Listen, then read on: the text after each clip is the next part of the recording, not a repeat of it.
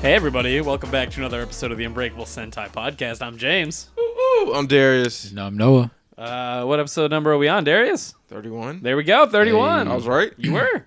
I'm proud of you. You were Nice. right last time too, I'm pretty sure. I think so. Yeah. Cool. Look at you. That's a 2 combo right there. Yeah, it's a total guess. Well, every you know what? That's what makes it special. Sometimes you're right, sometimes you're wrong. Exactly. I can't even front though, because I bring it up just to be safe every time. So I clearly don't know either. Yeah. But I'm not put on the spot like I put you on the spot every episode. I'm okay with that. All right, we got some things to talk about, I guess, this week. Yeah. Shit. It's a lot of telling you guys what we're going to talk about next time, at least a little bit though. Yeah. Because this weekend we're gonna watch Mortal Kombat. Yeah. And at least a bit of Yasuke. Yeah. So next time you guys will hear our We'll thoughts. probably watch Mortal Kombat Friday. That's what I was thinking. Yeah. And honestly, now that we know that time-wise we should be getting there around 7. We can probably go to Cozy Inn. Probably go to Cozy Inn, yeah. Oh no, people are going to know exactly where we're going to be this weekend. That's not true. Cozy Inn is not where we're going to be. I mean, that's Or true. The city that it's in is. They can find us. All 5 people that are going to go back in time in order to find us. We're technically not going to leave the state, so. That's true. That's true. There we go. So it's not technically Wisconsin? Well, we'll be in South Beloit, which is on the border. And now they know. Yeah. Well, I mean, it doesn't matter. You're right. Also, there is a cheese place that's close to where we're gonna be. Yeah, you he go. told you about. Well, there's the place from my childhood, but I was texting my dad and he sent me a place that was closer. The place that I knew it was an hour and a half north, but I think the one that my dad recommended was within a half hour. Okay. Cool. Dope. So we can hit that place up, get some cheese curds. Apparently that place has really good grilled cheese. Ooh, I'm in. Nice. I'm American, so I'm a bitch for grilled cheese. All right, I'm going to rapid fire 2 things that don't really matter, because raise your hand if you give a shit about the fact that Jeff Kaplan's leaving Blizzard. Yeah, I haven't cared about fucking Overwatch since 3v3s. Yeah, since they fucked your boy right in the pooper. Yeah, he was the mastermind of Overwatch, right? Kind of. He's the face of Overwatch. I don't know exactly what he did in Overwatch. I'm pretty sure he was the lead of Overwatch. Oh, yeah, the lead? the lead. I mean, if so, yeah, it kind of sucks, because, like we were saying, the lore master left ages ago. Yeah. Yeah, John Cho? No, not John Cho. John Cho is a different man. Is that the guy that's playing Spike? Yeah. Oh, nice. For Harold and Kumar? Yeah. I don't know why I've got John Cho, the name, in my head, but... So the guy who made the story for Overwatch left a long time ago? Not necessarily the guy who made the story, but the guy who, has control over what gets canonized. Oh, yeah. Right? Because that's what a lore master does. A lore master goes, Probably. people walk up to them and they go, hey, I was thinking that Hanzo could shoot spikes out of his dick. And he goes, yeah, I'd rather you didn't. Let me think about it. Oh, man. But yeah, I mean, lore masters are needed in games. That's just that, you need someone who has to the keep book. it straight. Yeah. God, that's why Or Fallout else you get had, Kingdom Hearts or something. Yeah, exactly. 100%. Dude, Nomura is the worst lore master because no one should give him a fucking... he has the keys to that series, and they should take it away. Yeah. They should... No. Don't worry, in about 10 years, we'll get a Kingdom Hearts 1 remake, and they'll reboot it. Yeah. And then they'll give us a Completely. reason why Sora comes back. Yeah. Fucking Jesus. So yeah, Overwatch, I stopped caring, Noah stopped caring. Darius kind of cares, but not really. I'd rather play Valorant, personally. And Trisha stopped caring, and she straight up said, she's like, I don't know if I'm going to buy Overwatch 2 day one. Wow. And she still plays Overwatch, every weekend. For at least a couple games, So, that's brutal. So other than Jeff Kaplan leaving Blizzard, my boys, Steam Forged Games, decided, last week, they were like, hey, after Resident Evil, the board game, you know what board game we want to make? We're going to make Monster Hunter World, the board game. Which is fine. Yeah, I don't understand how it's gonna play, but I like Monster Hunter and I like board games. And, I would think that the meat and potatoes of Monster Hunter board game would be like plopping down a super cool figure of Rathalos. Yeah. But how much money are you going to spend on these figures? Yeah. To make them look super cool? Because that's the whole point of Monster Hunter. And you definitely... Well, the figures do look really cool, but they're not painted, so you'd have to paint it yourself, which is fine.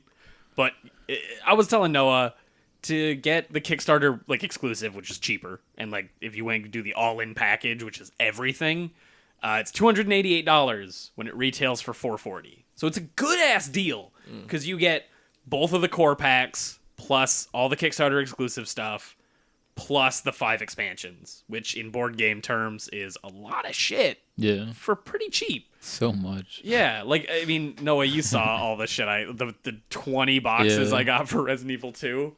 I just recently threw them away, so my closet has space now. Shit. Because I was like, I don't need the boxes. Yeah. There's no reason to keep the boxes. I'm just doing it because I'm a bitch.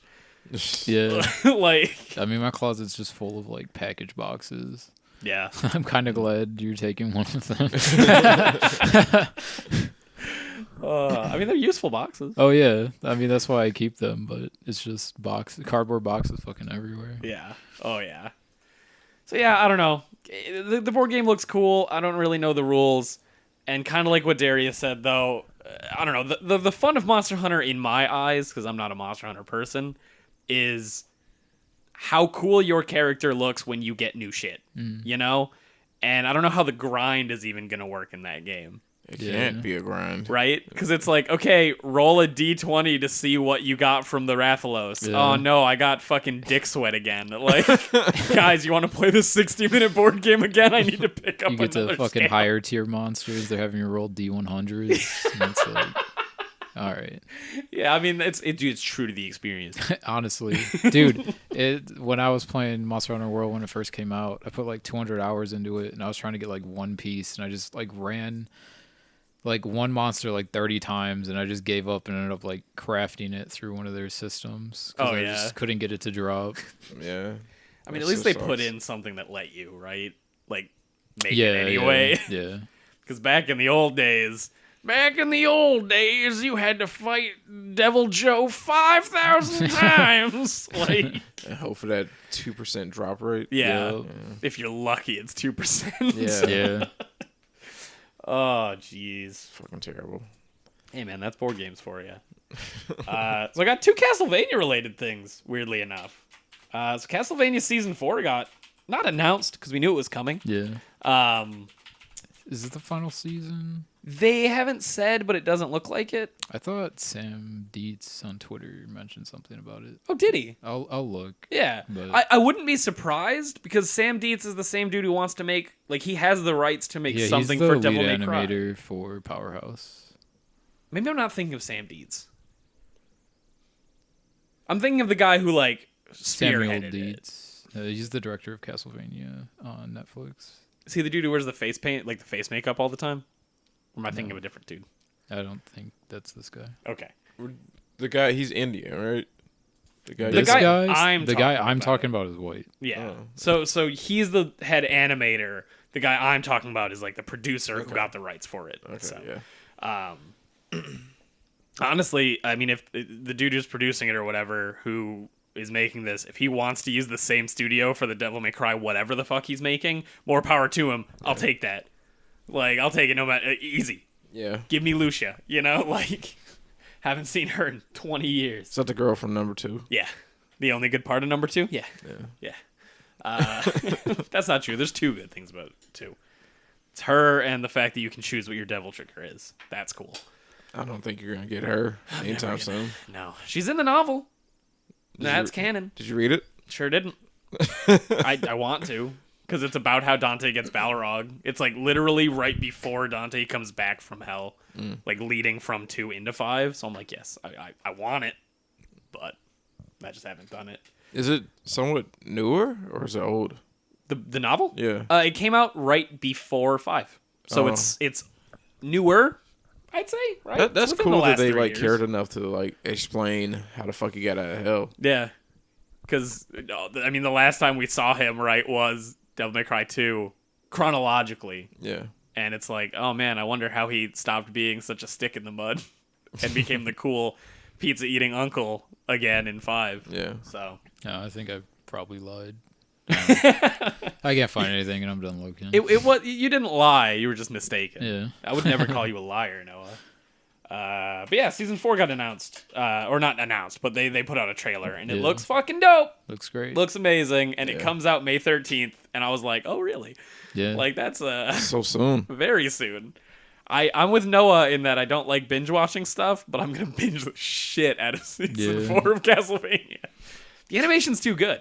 Honestly, dude. Like them yeah. and Mappa are like within the last 5 years have jumped up to like my top animation studios. Like I just love everything they do. Oh, I also read that Mappa was created by ex-Madhouse people. I mean, it makes sense. Yeah. You can feel it in a lot of the shots, Is right? Mappa Jujutsu Kaisen? Yes. Yeah. They're also doing They're Chainsaw gonna be Man. the new trigger They- from dude, Gainax. They kind of are. Yeah. Well, like- so far. Who Because knows? yeah, they're doing the next couple that I saw that I know the names of, right? Is they're doing Chainsaw Man, which is great because Yeah. Chainsaw Man's pretty good, and I'll willingly watch it if they're animating it. Yeah, if they sorry to interrupt. No, you're if good. they keep going with like the violent animes and stuff, Hell's Paradise would be perfect for them. It really would. They haven't announced. No, it was saying who has Hell's Paradise Yeah. yet, so we can cross our fingers that they get them. I mean, hopefully. Yeah, And then we get unlucky as the people who did the Berserk yeah. 3D bullshit. Oh, that'd be bad. Yeah. The lowest, and it's not even that low, but the lowest I want to go is whoever did season 2 of One Punch Man, right? Because like Sure. that I don't wouldn't know do the it name. justice, but it'd be like okay, I think you know. it was mostly directors, like the animation studio for sure. But I think the reason why One Punch Man, like season 1, was so good was because everybody wanted to work with the director for Yeah. it. Yeah, that was the main shift, wasn't it? Yeah. Yeah. I mean, they did change animation studios, and that's definitely a part of it. But that is like, a big Direction's thing. yeah, 100%. But no, they're also doing the last half of the second season of Attack on Titan. Mappa? Mappa. Nice. Because the last season is put into 2 parts. Yeah, But yeah, they're doing the last half. it's weird. Yeah. But at the same time, if they fucking showed off, if they're going to put in that much love and effort into it, I'm willing go for it. Yeah. Give it to them. You know? Yeah, it's just weird. I didn't see that coming. I Yeah, mean, well, might as well let the people who started finish off Yeah. Attack on Titan, but sure. I guess. Oh, yeah. And then they're also doing Yasuke. Oh, did they? Yeah. Interesting. So like they're getting jobs left and right, and I can't wait to see them get even more. Yeah. You know, because fuck. Yeah, that makes me want to watch Yasuke more. Honestly, Not that I didn't want to watch it, but it was like a Netflix anime, and I'm like, it's probably not that good. yeah. right? But then again, I mean, like, okay, The animation, I was the gonna story say and stuff is separate. true. I was gonna say Scissor 7 was good, but I was like, it's a different kind of good. Yeah, that's also what Chinese, I believe. Is that the assassin guy? Yeah. Oh, also, I didn't know this, but I'm excited that I saw it on their Wikipedia page. But they're doing a Jujutsu Kaisen 0, the movie, and it's a prequel to Jujutsu Kaisen. And what I think they're gonna do is what Demon Slayer did, right? Where Demon Slayer, the movie that just came out, is the next arc of like where it left off in the anime. They just wanted to give this bigger budget. Sure. So then the next season of the anime is going to take place after that arc. Okay. And it's cool because remember when I was jerking off Demon Slayer and I was telling you guys about the awesome train sequence where they like are constantly falling into the dream world? Yeah, yeah. That's what the movie is. Oh, it's the nice. entire train arc. So I'm like, oh fuck. That's super cool that they were like, yo, we want to do this part right. Can we make a movie? Yeah. And they were like, yeah, you can make So a the movie is canon for Demon Slayer. Yes, because it's Nice. just an arc of the manga. How often has that been done? I don't think very often. Yeah. At least that I can think of, because every One Piece movie is not filler, but like it's a unique it's a story. side story. Yeah. And like all the Dragon Ball Z movies are filler. All of the whatever, right? Yeah, My Hero has been. Yep. And continues Well, to be. the Super Broly movies, that's like canon. That's true. And Resurrection F is canon. Yeah. And Battle of the Gods is Yeah, canon. the original one with Beerus. Yeah. So I guess Dragon Ball Z started doing that too. Yeah. There's a big old dog outside the window for you, Darius, in case you want to look. It'll start I'm moving waiting soon. for him to come by. Yeah. Same. I can see. Dude, he's great. He's got two socks on, but like different What? legs. He's got socks on? But like not real socks. It's like the fur pattern is socks. You can probably see him. Oh. Now. I'm trying He's shitting not to outside look there, so yeah. hard because we're gonna freak this lady out just about looking at her. Yeah. You stare into her eyes until you see your dog. Anyway, so Jujutsu Kaisen 0, the movie, I think, because they don't have anything about it yet, I think is going to be about the Gojo backstory. Oh no. It's a cute dog. Never mind. I want to pet him. I was super wrong. He is a super cute dog. Did you see his socks on the front left and the back right? Like Yeah. they're not socks, but they're socks. I was super wrong. It's actually the one shot the dude did. Because Jujutsu Kaisen is technically a second Jujutsu Kaisen. Oh, yeah? Yeah. Like the one that was serialized? Exactly. Oh. But still cool. I heard great things about Jujutsu Kaisen. So they're 0. animating like the one shot for it? Yeah. Weird. Yeah. In a movie, like Yeah. full movie. That's Like, super damn. weird. I'm guessing it's gonna be all about the dude with the white hair then, right? So, Nope. It's about this dude who I have no idea who the fuck he is. oh. Oh, okay. Yeah, he's literally nobody. I see a sword though. Yep. Which is cool. He's holding a little girl, which I assume is going to be attacked by demons. Yeah. So, but yeah. Well, fuck me for my idea. I was legitimately gonna say maybe it's gonna be Gojo's backstory because that deserves some fucking money to put into it. Is Gojo dude with the white hair? Yeah, Okay. his backstory is dope. I love it. It shows. You know how you liked Hero way better after reading the prequel manga? Mm-hmm. It's kind of like that because you see why he's so strong, and you also see what made him like so. All right, cool. I'll fucking kill the principal of the other school if he turns the wrong way. You know, like he's like, hey man, I love fighting demons, but if the other people that work with me are this fucking stupid, I'll just kill them. You know, like, Okay. Okay.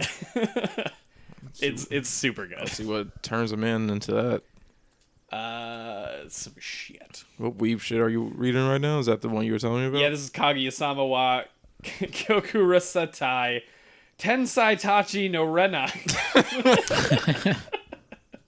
Is this a isekai? No, it's I a just figured romance with story. the long fucking title. Yeah, It's like that one time that I went to sleep, but I actually woke up as a...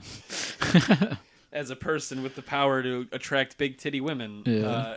No. And suck their breast milk. Yeah, breast milk out to gain the powers of elemental god.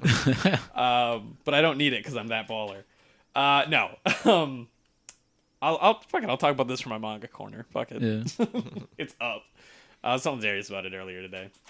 Now, the other cool thing about Castlevania is there was a Castlevania canceled Dreamcast game that got leaked and like found out, and there's like 5 levels that are playable. Who's in it? Sonia Belmont, which is the girl who was in the Game Boy game, who may or may not be canon, and I think she is timeline-wise before Simon Belmont. Yeah. But I was telling Noah at lunch, Konami's weird because they make games canon and not canon all the time. And my favorite Castlevania game is no longer canon, and it upsets me greatly. Because I love every character in it. It also is one of the coolest looking, like, designed characters, in my opinion. And they're just like, yeah, that guy, not canon. And I'm like, well, but he was my favorite. I'm never going to see him again. Oh, man. It's like they came out and they were like, oh, yeah, Kamina isn't canon. He never actually existed in fucking Gurren Lagann. Oh. Just yeah. every scene with He's him. a figment of Simone's imagination. Exactly. And you just be like, Yeah. I guess you can say that. You can't say that. You just throw away Gurren Lagann. Yeah, exactly. They threw away Castlevania. All the way back in the Game Boy Advance, the fuckers. But yeah, there's like 5 levels playable, and you can just download it and play it because Konami doesn't give a fuck. They're not making games anymore. No, they're not. They're not. They're not even making the game from the Nintendo thing, the Indie Direct. Oh yeah, the Getsu Fumaden. Yeah, it's their property, but they're not developing it, right? Yeah, I'm pretty sure. I think it's a co-developed by, but what that means is 100% not developed by Konami. Yeah. I don't. I'll take that back. I know what you're doing. They're making money off of pachinko machines. Yeah, I love pachinko, dude. If you don't like pachinko, children trading card games. Exactly. Yep. Yeah. Dude, they've. Oh my god. I think Yu-Gi-Oh still has like. Dude, new seasons every season of anime. I don't know what the new one's called, but No. assuredly there is one. And assuredly, the protagonist has the dumbest hair you've ever seen. Yeah. The last one I remember is Zexel. Is that the one on bikes? No. I was gonna ask the same thing. That's 5Ds. That was when I bowed out. The one with bikes. Yeah, this I guess in Children's order card games. it's like it's Yu-Gi-Oh, and then Yu-Gi-Oh! Dual City, and then GX, 5Ds, Zexel, and then whatever the fuck. Dual City's the second one, right? Yeah. I like that one. The one that with one's schools. great. Yeah. That's when that like one. Yu-Gi-Oh became like a game. Like Yeah. they weren't fucking playing it in the first season. Like they were using monsters and shit, but they weren't fucking doing anything. I remember Yugi was like the main character because it was still in the world of like the first season, and he was a character. The main character like met him or something. And I think that was like The newest one is I don't Yu-Gi-Oh! remember. Sevens. the hair isn't Sevens. as bad as I thought it would be. No. he looks not like a Yu-Gi-Oh character though. He looks like the Ape Escape protagonist. Yeah. You're right. What's the style this like reminded me? Well, it What kind of is looks like the this? new, like the Alolan series of Pokemon a little bit. That's a good animated series actually. It's also really well animated. I've heard that a lot. Yeah, Like it's people shit on it crazy. for the new designs, but Yeah. I've heard that like the No, it's animation great. is fucking stellar. Even like the stories and stuff are great too. No, that looks like a Yu-Gi-Oh. Yeah, that's a Yu-Gi-Oh character. Sure for sure. is. But yeah, I know what you mean. Like it's got this like kind of plasticky vibe. Yeah. Like it's also very more kid friendly. It looks. Yeah, it looks know? like an animated series you'd see in an anime. Yeah. Yeah. Which I'd like to mention that Duel Masters looked like back when it came out. Yeah, Duel Masters for sure. Oh, I need to look. Do up y'all remember Duel the Yu-Gi-Oh Masters. game with the guy with the dice? Oh, Dungeon Dice Monsters. Yeah, and like they tried to make it a Forgot his thing. name. It totally makes me feel like Duel Masters. One of my childhood friends, I think, had the board game for it. Was it ever fun? I never played it, but I don't remember. I don't think we ever played it correctly either. So I remember watching the anime and being like, "Man, this looks cool. yeah, I kind of want to play it." And then they like forced the guy into the group, yeah. and I was like, "I don't like him. Why are you for? He doesn't even play Yu-Gi-Oh." What was his name? Like, like Chase. I don't know. I remember he had a dice as a Yeah, necklace. yeah. Or yeah, he had like. Do you remember this earrings. guy? Do you remember, not? I don't remember dick all about what you guys are talking about. They introduced. I Look believe up Dungeon Dice Monster guy. Okay. I will Google exactly that. Yeah, I know he had eyeliner. I remember Yeah. that. he had like black hair. I think. I think black and brown. Duke Oh. Devlin. Yeah, I remember That's this it. guy. I liked this Yeah. guy. I liked his design, but I agree that he's a shit. They forced him into the group, Yeah. and I hated that because he doesn't even play Yu-Gi-Oh. Nope. He plays a weird off version of Yu-Gi-Oh. I think he just wanted to beat Yugi in a game. Yeah. So that's why they made Dungeon Dice Monster. And then it just shit the bed and didn't go anywhere. I will say this in his defense. Not even any Yu-Gi-Oh character played Yu-Gi-Oh for the first 30 chapters of Yu-Gi-Oh. Oh yeah. Yeah. Well, It's all Yu-Gi-Oh different wasn't games. about card games. Yeah, it wasn't about like Yu-Gi-Oh the card game. Yeah. Like the original manga was like a horror manga about like the protagonist having to like deal with like I think creatures or something, but he had to like win shadow games and like random games. Yeah. And And like then at one time it was just they made Duel Monsters one of the games, and then they had a bunch of kids just write letters to the guy saying like, "Oh, I want to play Duel Monsters, and how do we play it?" And he's like, "Oh, I smell money." yeah, I can find some more cards. Yeah, yeah. How many cards do we need? Like 150 for one? Okay. And then once Like- that happened, then Yu-Gi-Oh became about dual So monsters. was Kaiba invented the second they started playing the, No, I the think card he game? was he. Kaiba was invented for the arc of Duel Oh, Masters. nice, sick. Yeah, because Kaiba doesn't show the fuck up. Dude, literally one of the fights, I think I've talked to you about this, Darius, is Yugi gets beat the fuck up in an arcade for trouncing a dude at Tekken for too much. It's not really Tekken, but it's clearly Tekken. And then Joey comes back, and he was like, "I'll go get us some sodas, Yug." And like, sorry, this is Japanese, so his name isn't Joey, it's Jinosuke. His name is Joey. So he comes back and he's like, "Yugi, who did this to you?" And he's like, "Oh fuck, they stole his puzzle." And like he runs out and the guy's like, "I beat up that little twerp." And he's like, "All right, fight me, fucker." And the dude straight up is like, "Okay, I'll fight you. I'll fight you like this. We're both gonna hold a literal knife in our mouths, and we're gonna punch each other. And if I punch you in the mouth where the knife is, you die, Joey." And Joey's like, "It sounds good. I'll fight you for that puzzle because that's my friend's puzzle." And they're 14. Yeah. And then it's great because the guy's like, "Except I'm going to use this fake knife that's for a play, so that when you punch this knife, it only goes up, but it like retracts into the hilt of the handle." And Joey's like, "Yeah, sure, whatever, fucker. Let's do it." And like Joey's just got his hands in his pockets, baller as shit. And he's like, "Okay, well," and he does the kind of thing, you know, in Yu Yu Hakusho when he fights the Irish dude and they have to like put their feet on the on knives. the knives. So they like put their feet together and he's like, "The first person who moves their foot loses." And Joey's like, "In these two pockets is what's going to be your downfall, motherfucker." And so like Joey's just dodging and he's like, "All right, pocket number 1." And he pulls out the soda that he's been like shaking because he's been dodging. Oh, nice. And he pops it open and it blinds the dude with the fucking soda. And then he's like, "And in my right pocket is just his fist," and he rocks the motherfucker. And then he's like, "I got Yuge's puzzle back." And that's like chapter 3. That's great. A literal knife fight to the death with Does a Tristan do 14-year-old. anything cool? Yes and no. Tristan, so I think they fight Kaiba's little brother first. Mokuba. Yeah, Mokuba. Because it's in like a puzzle land. And you know the what you thought was filler episode of like they have to go through the like haunted maze type thing, and then like there's a weird Tetris room where blocks keep falling down, and like Tristan, it like helps everyone get up out of the room, but then he's like, they're like, "Okay, come on up next." And he's like, "Nah, I can't. My coat's stuck in the fucking This in sounds between familiar. 2 blocks." That's something that happens in the manga. So what we thought was filler was actually just an original fucking thing. Yeah. Yugi and the Pharaoh also just kill 10 people. Oh yeah. Yeah. Sick. Because the Shadow Realm is just hell. He just Yeah. sends people to hell. Yeah, yeah. And like he just outright kills people. I mean, don't fuck Yeah, they with the wrong renamed person, it you know? to Shadow Realm for like 4 4 kids, kids. didn't they? Yeah. Yep. It's so good. I'm gonna have to reread the first fucking 30 chapters of goddamn Yu-Gi-Oh! When you guys leave. The first 30 chapters are some of my favorite. Like, Yugi lights 6 thugs on fire with spray paint. Like, Jesus. it's fucking baller. That's great.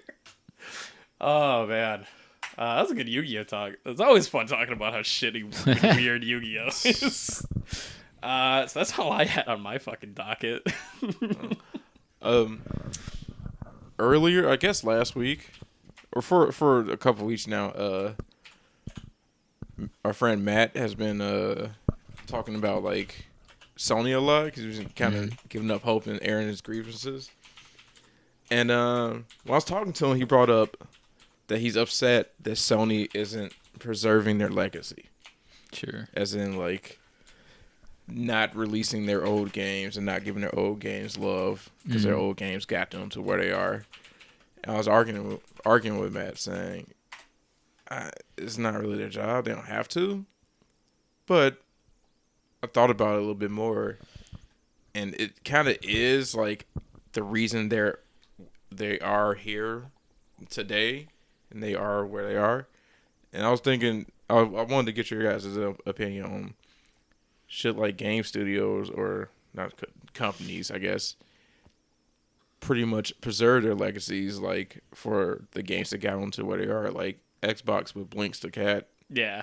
Well, I mean, Blink's never got Xbox where it is today. I mean, let's say one thing here for sure. I think if you bring up Blinks the Cat, most people aren't going to remember that there were 2 games. So There were 2 though, you know. I mean, you're right. And the second one you played as a pig, which is one of the villains from the first game. But like we get pissed off because we feel like we deserve a virtual console on Switch. And it's like, that's the prime example of them preserving their legacy. Give us to it. People feel entitled to it. Yeah. And should we feel entitled to that? Because it's not particularly Nintendo's job. Yeah. They do it because they know because they can. They know the value of their games. Yeah. And they know those games got them to where they Their are. first party games would be $60 until the fucking world explodes. Goddamn right. Yeah. And even then, fucking alien collectors are going to be like, oh, yeah, you want Metroid Prime Trilogy? Yeah, it's going to cost you. So, like, same with, Matt was, like, upset with the Japan studio got closed down. Yeah. And he's like... Or rearranged or whatever happened to him. Yeah, he's like, Japan studio, like, played a huge part into, like, you know, Sony being Sony. I didn't think about it, but then afterwards I was like, yeah, Japan Studio was pretty important. Yep. And they kind of like fucked him because when I was talking to Matt, he was like, yeah, you know, they were making great stuff. I was like, Matt, they made Last Guardian, which took them 7 years to make, and then the next game is Everybody's Golf. No one cared about Everybody's Golf. That's why they got canned.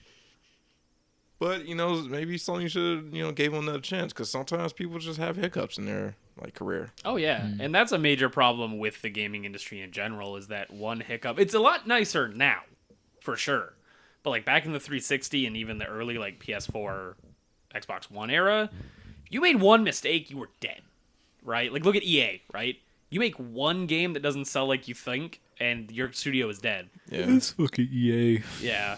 But I mean, like, everybody was kind of doing that back then. Like, or at least everyone was on eggshells. Sure. I won't say every studio was fucking people. Like an EA, UB, or Activision. Yeah. And that's why we got so many samey games. Yeah. But yeah, the fucking 360 had too many games. Yep. And not enough, like, unique shit. Yeah. Give me Mr. Mosquito 2 on Right. PS5, dude. Like, I'll buy it. For $70? I'll buy it for $70. You would buy it for $70. I would absolutely buy Mr. Mosquito 2 for $70.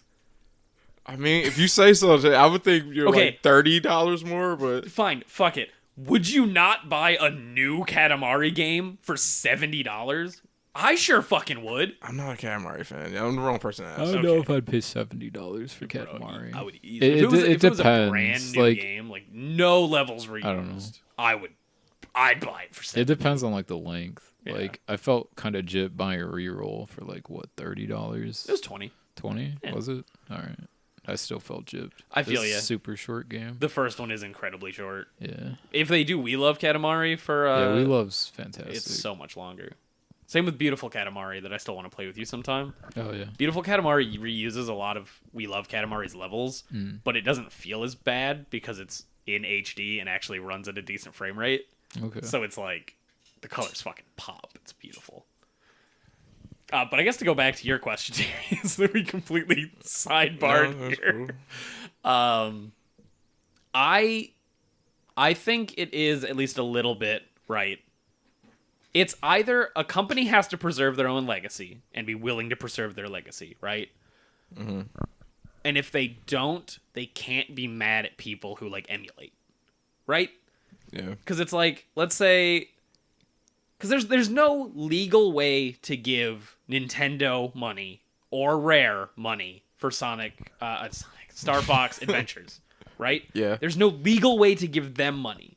So if you don't want to pay a scalper $120, I think it's a perfectly reasonable thing to pick that shit up on Dolphin and play it on your computer. Yeah. Because the original people will not be getting money for it. You cannot buy it from them. And you can't be mad if somebody emulates it. Because you're not losing money. Right. You literally aren't. You know? Like, Yeah. it's not food out of your mouth. But at the same time, like, they probably will never bring Star Fox Adventures to the eShop because No one's going to buy it. No one's gonna buy it. It's gonna take them way more money to port it than they're gonna make off it. Exactly. You know. And that's why I think, like, because Nintendo's the shittiest about this shit, right? Because not only are they like, we're drip feeding you virtual console games. Like they literally don't even have their full library on there yet, and they are constantly not giving us games. And it's like, just put all your SNES games on there, everyone will be happy. Like you're only missing like 7, just throw them on there. Fuck you, you know. But they're not only doing that, they're charging $60 for collections that other people, like other companies, would charge way less for, right? Like look at Spyro and Crash collections. They were $40. And those are 3 games of equal or better value than the 3 you gave us for $60. And they don't fuck up. Spyro 1 remastered was amazing. And as it got further, the quality kind of dropped. I mean, that's just Spyro in general. I don't know. I think Spyro 1 and 2 are great. 3's okay. Yeah. They just like went super gimmicky with the 3rd one. That's fair. Is that the one that is like races and shit? Yeah, it's like skateboard 4 stuff. different Like each zone has like their own like protagonists and like shit that they do, and like it's like combo character shit where you're like you play as like a kangaroo that can like jump high and stuff, and it's just that sounds like too much. Yeah, that sounds like an There's N64 a lot. game. Yeah. But even then, right? Like that's an even better value because they did remake them. Yeah. They're completely ground up, like just new models. Yeah. Fuck you. Like we felt like being happy towards our fans. And the Super Mario 64 Sunshine and Galaxy collection has bugs that the original version and the emulated version doesn't have. So it's like you guys didn't care about us. You just cared about the paycheck. And Nintendo hates everybody who emulates anything. So like they're the triple threat of like that's what we don't want. And then Sony and Microsoft are kind of like a much lesser version where they might not be putting out their games. Say, Microsoft's in the like at the best end because their current consoles let you play everything, right? If I buy an Xbox original copy of Crimson Skies and throw that in my Xbox Series X, it runs, and that's fantastic. It's selective though, isn't it? True. Yeah. And then it's on the onus though of the creator to make it work. Oh, is it? Yeah. Yeah. Know Microsoft, even when they first announced it, they're like, any developer who wants to make their game work, we will help. Like, we'll give you as much help as we can to make it work. But it's on you to make it work. But we're here to tell you it's open. Yeah, but there's no incentive for that. Exactly. Like you said, they're not making money off these old games. Exactly. Which is why they're kind of the best option. And I'd say Sony's in the middle. Because they're either directly having their people remake games. And if they're not, they don't care if you emulate. Do you think the Demon's Souls remake was for legacy of like, man, we really love this game? Or do you think it was purely we need something for PS5 and we need a Souls game, but they're not gonna who makes it FromSoft? FromSoft's not gonna make us an exclusive Souls game. I'd say it's column A, column B. I don't think it's as like heavy into like we need a Souls game for PS5. I think it's. I don't know if it's like preserving legacy as more so as showing like people who missed out. Yeah. Like once like Dark Souls like 3 came out, like Dark Souls kind of like blew up, right? Yep. And people who like started with like Dark Souls 3, I guess, probably never heard of Demon's Souls. Yeah, I agree. Because when Bloodborne and Dark Souls 3 came out, people that's cared. like when From like really hit their stride. Not that like Dark Souls was like a bad game or whatever. Right. Yeah. It's just it was like an underground, like almost indie. Quote unquote mainstream is definitely Dark Souls 3 and Bloodborne, for sure. But that's a weird case, Darius, because I can't remember the guy's name who makes it. But the lead, the guy behind Dark Souls that everyone talks about, was straight up like, hey, I don't want to... Miyazaki, thank you. Yeah. He's like, I don't want to make Demon's Souls again, but if any company comes up to me and asks if they can remake it, I'll say yes. Damn. So it's like... so chill of him. Exactly. But, dude, if you know the story behind Demon's Souls, he has no right to not be chill about it. Oh, yeah. They lied to Sony for, like, 9 months. Shit. And made them fake builds of the game. Damn. And, like, because they're like, we need something to beat Elder Scrolls. And they were like, well, we're not going to do that. Yeah. And then the go-between, like, them to Sony, was like, I believe in you guys. I will lie to my higher-ups for you, too. Damn. And it's like, holy shit. That guy's the best. 100%. Holy shit. And so, like, when they showed it off, Kaz was like, I fucking hate this game. Oh, yeah. Yeah, but he's like, it's too late. You guys have been lying to us, Nice. so I guess it's getting released That's like fucking this. hilarious. But that game also was Japan only, but because PS3 was region free, Oh, really? everyone who was in the know just bought it from Oh, shit. Japan. Yeah, I and didn't know imported that. it. And, like, that's what blew up a little bit of Sony caring about those little titles, quote unquote, getting releases in the West. Is because, like, Nintendo's been kind of slowly doing that. a little bit more, yeah. Because, like, we got Disaster Report 4 on Switch. For Phoenix Wright, the Japanese, like, they got what? It was like Great Attorney previous or whatever. something like that. Yeah, it was Yeah. like his ancestor becoming like the first attorney in his family or something. That Is was that Japan the thing I saw only. the Ace Attorney with the guy with the sword? I think so. Yeah. Yeah, I actually have So- the fucking art book for that. So that's he's related to the Yeah, Phoenix, right? same family. Yeah, That's cool. Yep. Okay. yeah, but that was Darius- Japanese only, and now they're releasing it in Yep. English. Same with the Famicom Detective Agency series. Oh, yeah. The 2 games that got whatever. They were only on the Famicom. But now they're like, we remade it and we're coming to the West. Yeah, seems So- like Nintendo's trying to do that a bit more. Yep, which is nice. Which is definitely nice. Fuck, I lost where I was going with the whole Demon Souls Sorry, shit. Demon No, Souls you're region good. locking. Oh yeah, they realized that they were getting like almost as many, if not more, sales from the West on imports as they sold in Japan. Period, and they were like, oh. And then it got an English release, so like that was straight up why they made it. And they were like, oh, this works. Okay, let's put other weird shit over there. Go go go, you know. And like they kind of let Sony know, hey, there's a market for weird Japanese games. Just fucking put them out. People fucking buy them. People play anything over in the West. There is a market for weird Japanese games. Goddamn dude. right. Yeah. We sat there and played Deadly Prim, you know? Yep. Dude, we sat there and You played said you both. wanted more weird games like Mosquito. 100%. I'll fucking buy them, dude. Oh, man. But yeah, like, so, I don't know. I guess back to the original thing of, like, Is it their responsibility? is it their responsibility? I would say it's their responsibility to either make it available to purchase or not care when people play it without purchasing if Yeah. there's no legal way to acquire it, right?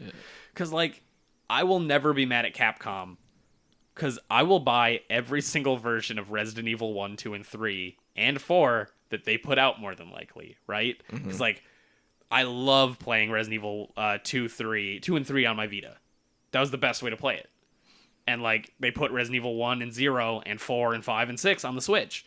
Yeah, they're just trying to grab money, but they're, like, reasonably priced. They're only, like, $20, and they go on sale all the time. So they're kind of more so like, yeah, we'll make a quick buck, but more so go play our fucking games, you know? And I'm okay with that, right? Like, because if I care enough, I'll rebuy it, right? Yeah. Granted, I'll probably never rebuy a bunch of those games again because the Switch is the best console for playing older games, Yeah. period. Like, but yeah, I don't know. I think it's definitely on them to try, or at least not get pissy. Yeah. I'd say it's definitely not on them to preserve their legacy. Like, it still exists, right? But they, if they don't release new versions of it and people emulate it and they get pissed off at it, that's, yeah, fuck them. Like, Yeah. I agree. Because it's like, on that topic, Noah and I really, really, really want to play Custom Robo. Yeah. We can't. We almost were able to, but the one copy that we found and I bought just fucking didn't work. And that was a year and a half ago. Forever ago. Or 2 years. Yeah, I think I called like that one time. It was months ago, but fucking he was like, yeah, fucking yesterday somebody bought it. I was like, God fucking damn it. And like, same with Chibi Robo. I don't want to buy it on Amazon either. No. It's better like finding it. So, Because it's the thrill. yeah. You know? Like, I was also going to say that like if they just start releasing it on like the eShop, like not that like killing those kinds of stores is like necessarily a bad thing, but like being able to like find shit like that Yeah. Oh, it's fun. 100%. Yeah, the thrill of the hunt. Darius disagrees on that front. He hates disc replay and he hates half-price books, which is fair. Half price is fucking legit, dude. Dude, you never know what you're gonna find in there. It's so fun. Dude, remember the last time we went and I found, or the time before the last time, and I was like, is that the Secret of Mana art book up there? And the answer was yes. Yeah. And it's like, that shit's out of print. Enjoy. There's so much fucking out of print shit. Oh, it's just fun. Yeah. But yeah, what do you think, Darius? Do you think it's on them? I think it's on them a little bit. Mm-hmm. Like, you guys celebrate these games. Like, I honestly think they should say the Final Fantasy VII remake. Mm-hmm. I think they should do whatever they can to keep that exclusivity. I think this is the same word you had trouble with last time we did the podcast. Exclusiveness. There we go. But yeah, I feel like they should not let that go to Xbox because it's Final Fantasy VII, you know? Yeah. But we'll see what happens. So far, it's fine. Mm-hmm. But I think it's on them for a little bit to celebrate those games that like got them there, especially like even stuff like not even like Sony, like Sega. Yeah, they're never gonna let Sonic die. No, because they first of all make some money from all these people who love Sonic, but at the same time, I was nice about it. Yeah, I felt the words you wanted to say though, and I saw you tiptoe around those words. I was nice about it, But also, like, it's cool whenever I play a Yakuza game. When you go into an arcade, they have a bunch of the old shit arcade games. And that's them just been like, we own this. You can play it. In Yakuza 6 and Yakuza... No, I think just 6. 6 and 7. The full Virtua Fighter 5 is in arcades. The full game. Shit. You can just play it. And I think if you plug in a second controller, you can just play 2 players. Yeah, you can, I think. And it's just like, we made this. Have fun. Yeah, like, I appreciate Sega for doing that because it's showing that they still give a fuck about their old shit. Now, it's not like they don't have to go hard into it and, like, make sure everything is, you know, remade for every single console, but... At least, like, giving it some appreciation is nice. Yeah, keep it moving forward, right? Yeah. Right. Because, like, for celebrating it, like, do you really want, like, a Final Fantasy VII remake every new gen or, like, every year or two? No. I just mean, like, I just want, like, Sony to keep it exclusive to them. Oh, so, like, sure. I don't want to see it go to, like... Exclusivity definitely should matter. Yeah. That's what I don't want a Final Fantasy remake every year. But I'll take other remakes. I'll take a Wild Arms 2 remake or something. Yeah. You know, if Sony, like, every console generation does, like, a remake for, like, a really good old game that needs it. Oh, yeah, like, they pick one and go, this is yours. That would be sick if they did, like, Player's Choice. Oh, dude. Like, a year they just ran, like, a poll or something. I mean, that's inviting disaster immediately. But if they chose, like, 5 titles or something, they were like, that's kind of what Sega did. You never let the internet pick. That's what historians taught me. Yeah. But, I mean, for reals, though, that's what Sega did, right? Because Sega, I don't want to say they're the first, but they're the ones that first took it into account. They did polls when the Yakuza games started to sell over here because of Zero, and they're like, do you want to remake a 2? Would you like to see Ishin and Kenzan come to the West? Because those never came over here before. Sure. And people legitimately were like, yes, please. And Atlas was like, do you guys... Like, they just put out random surveys, and they were like, would you be acceptable if we re-released Shin Megami Tensei 3? And so many people said yes that we got it, right? Yeah. Like they saw those numbers, and they went, oh, why not? Mm-hmm. And I think that's what companies need to do. You know, like they should definitely do your thing of like bring out something from your history. Yeah, engage with the audience a lot more. It's all secrets, and like that's fine. You want to be surprised sometimes, but like for stuff like that, you definitely want to gauge like the player base. And this is why Capcom is kind of killing it, right? Because like people have been asking for a Resident Evil 2 remake for years, and we got it. Yeah, and everyone loved it. Yeah. And then everyone loved Resident Evil 3 remake, right? And like it gives me hope for Mega Man That Dino Legends 3. Crisis remake, right? Or Dino Crisis, legitimately. Yeah. Because, like, dude, those games are great, and people would love to replay them. And dinosaurs are the new zombies, right? Like, nobody's making zombie or dinosaur games. But they used to put dinosaur games out every fucking 2 weeks, you know? Like fucking Turok. Yep, exactly. And I wanted to say this earlier. Capcom is the best company for keeping their backlog strong and, like, bringing it forward, right? Because you have almost every Mega Man on current gen consoles. Almost all of them. The only Mega Man games that we don't have on current consoles, or not PS5 and Xbox One, I guess I mean PS4, Switch, and Xbox Xbox One, is the Star Force games, the Battle Network games, and the Legends games. But all the other ones, they were like, here's a $20 collection. Buy it if you want. You guys want to play it, right? To be honest, I wouldn't be surprised if they announced a Battle Network collection soon. Yeah, people love those games. Yeah. And like, it'd be super worth it. And yeah, like, I'd buy it. Yeah, you're a Mega Man Mark. Goddamn right. If they were like $20 for a Mega Man Legends collection on Switch, I'd buy it. I'm still waiting on them to do the 2 other Onimusha games I care about. Me too. Right? Like, because Darius and I, they got us for another $40. Like, they got us. I just want them to make a new one. Fuck, they put all the Devil May Cries out. Yeah, 1, 2, multiple and times. 3 are on Switch and PS4 and whatever. Like, they know what they're doing and they're trying their best. The Street Fighter collection on Switch. The fucking Street Fighter collection on Switch. Yeah. 30th anniversary. And they gave you, like, and they remade Super Street Fighter 2 and added a new character. Like, Capcom's killing it with this shit.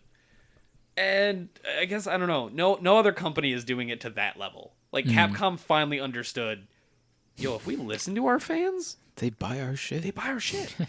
And then they buy the new shit because they like the old shit. What the fuck? Like, the money blinded us this whole time. Right? Like, they went Super Zen and was like, the money will come to you. They if you released just make Infinite, good and then they fucking lost stock, and they were like, "Oh, and that was the turning we have point. to fucking change. We can't just release a title." And like they dipped their toes in the water of doing what fans wanted with Resident Evil 7, and it was a fucking hit. Yep. Yeah, Like, people who didn't even play Resident Evil games picked up 7, and it's like, yeah, And they were cool and put the VR in it. yep, Which was dope. So super cool. Super rad. So yeah, I don't know. I guess I would say I think we all agree that it is on them to some degree. I don't know. Preserving it, not necessarily. I guess because like they still exist, right? As long as they're not like disowning it, then I'm fine. Yeah. Right. yeah. And I guess with Sony's too, there is a point to be made that a lot of their games are getting pushed forward, but they don't have control over a lot of the things that made them popular, right? It's like Sony has zero control over Crash Bandicoot. Right. Same with Spyro. Same with Spyro. And like those are the games people love. Yeah. But Sony can't force anyone to make them, you know? But they did it on their own and everyone loved it. So like that's not on Sony. Yeah. Same with like, I don't know. Is Sony's Ape Escape? Oh, never mind. Like, is Ape Escape made by Sony? I can't remember. I think it is. I think that's Sony Japan or Japan Studio. I think it is. Yeah. Yeah. So I guess that is the only one I can think of, right? That's like it's on. Like you need to, because like the Sly Collection came out, and that's not on them. And then the Ratchet games came out, and that's not on them. But you know, like every company that's attached I think to Sucker Sony, Punch still owns Sly. I think they do. Yeah. So that is it's on Sony, I guess, but Senzaru I think made it. They made the collection, and then they made 4. So Yeah. it was good. It's fine. Yeah, It's not the best Sly by any margin. No. 2 is Yeah. for sure. I think it's comfortably in the same slot as Sly 3.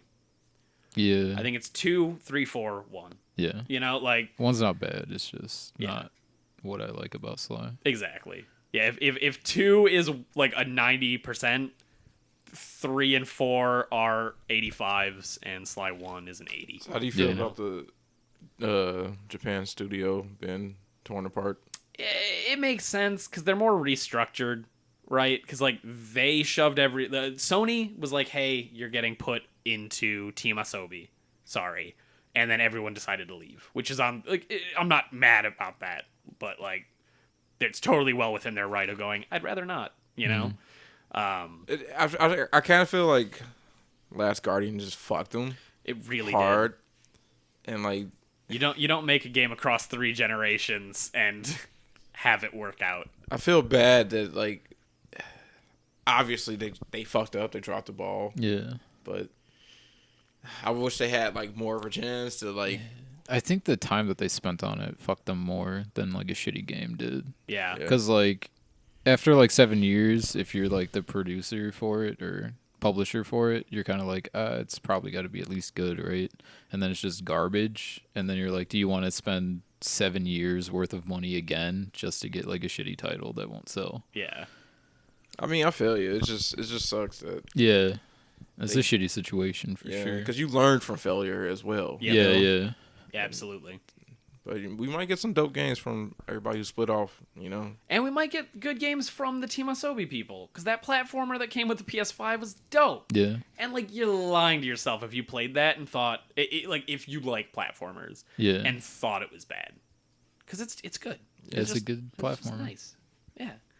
On the topic of getting shafted like they did though, it makes me think about the Dead Rising crew. Because when they made Dead Rising 1 and they made Dead Rising 2, and Capcom was like, okay, make Dead Rising 3, and they did. Capcom Vancouver. Yeah. And they did a great job, and then they were working on a prototype, because that's how game dev works, right? Like, as you're about to complete a game, you separate a group of people, and you go, hey, prototype something new, because we need to keep the bankroll coming, you know? So, like, we can pitch that to them. And they made a super dope thing that was going to be Dead Rising 4, and then because Capcom didn't know they were doing that, and it was completely different than what was like normally done, they were like, no, fuck you, cancel it. Dead Rising 4 is now going to this new people. And it kind of like sucked. And Dead Rising 4 was the least liked of all of them because there was no heart in it. And it's like, damn, just because they kind of went against their wishes, they kind of got the boot. You know, like they got shafted. But their planned game sounded so much better than Dead Rising 4 was. Oh, yeah. Like, it's so good. I'm just going to do a shout out to Matt McBustles, his series, What Happened? Yeah. Because those are amazing. And that's where I learned a lot of the stuff about, like, Demon Souls and the Dead Rising stuff. And they're, like, 20 to 30-minute videos. Yeah, he goes deep. Fun. Yeah. They're so good. He has one that I need to watch about Balan Wonderworld. I did watch that. Is it good? Yeah. I thought it was okay. Yeah. I mean, like, the failings of it are kind of on the surface already, but yeah. Right. Yeah, I've seen some clips from that. But yeah, no, I think that was a good discussion. Yeah. Yeah, this is good talk. Yeah. Thank Matt, not me. Yeah, I will. He put it in my head. Thanks, Matt. I'll link it to him on. Well, I'll be like, hey, we talk about whatever, like in his Discord. He'll probably appreciate it. Yeah, because we didn't, we talked about some good shit there. Yeah. So is it time for Hell's Paradise, baby? I think so. I think it's time for Hell's Paradise, baby. All right, hey guys, we're reading chapters. Is this 81 to 90? 81 to 90. Okay. Hell's Paradise was dope. Dude, so dope. This fucking series is gonna blow up so Tear fucking jerker, hard. Man. Tearjerker moment. Yeah, for real. But like, oh, man, once this anime drops, this shit's gonna blow up for Watch sure. it, fucking no Mark one my cares. words. Watch out, Darius. So, Resident Evil 8 leaks are on GameFAQs and they're spreading to YouTube, even in unrelated videos. So you might want to just not use YouTube on your phone for the next week. It comes out next week? Yeah, next Friday. Nice. Yep. So watch out. I will. Because you're going to get digged. I will. All right. No, I hope that didn't get picked up on the microphone. I'm sure it did. I'm sure it did. I'm so sorry, viewers, fans. All right. So, chapter 81, we got Guifa calmly explains to May that humans are nothing but materials to be turned into elixir, which is fair. Fuck humans. Yeah. I mean, if somebody else is going to have to live forever, it might as well use me as part of it. But you find out that after using the bait from the ships that they send out with the flower people on it. They totally found out that regular ass humans totally work better. Yeah, than Hoko. Exactly. And then it fucking cuts to Shion just fucking dying. Yeah, that dude just fucking second chapter just fucked the dude. Shion the blind dude? Yeah. Shion, yeah. Oh yeah, devil man. He fucking had to 200 cuts at that point. Yeah, 215 kills on the same Tensen. Did you notice that his robe is like black now from all the blood? Yep. It's great, man. Good.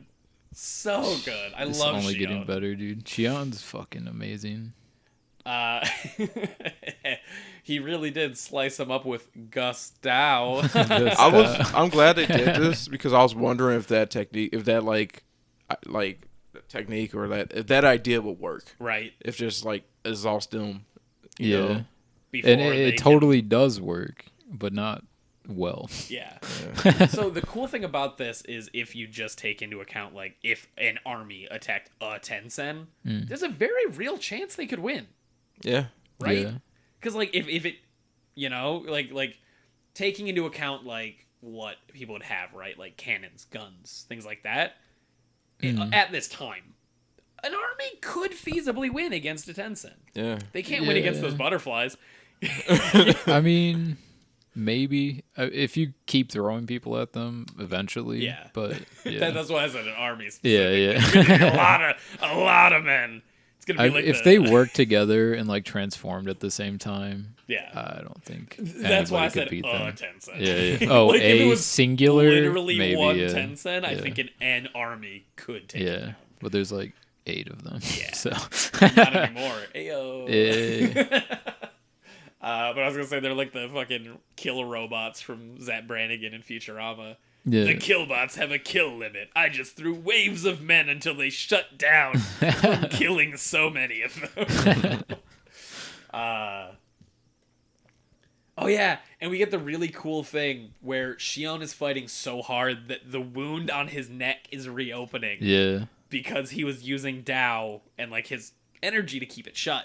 And I thought that was going to be the case when it got cut. Yeah, because I was like, he healed that, but he isn't like the plant people. He can't keep that up forever. Like, sure. Because, like, you know, I assume as long as he is alive and not stressed, he would.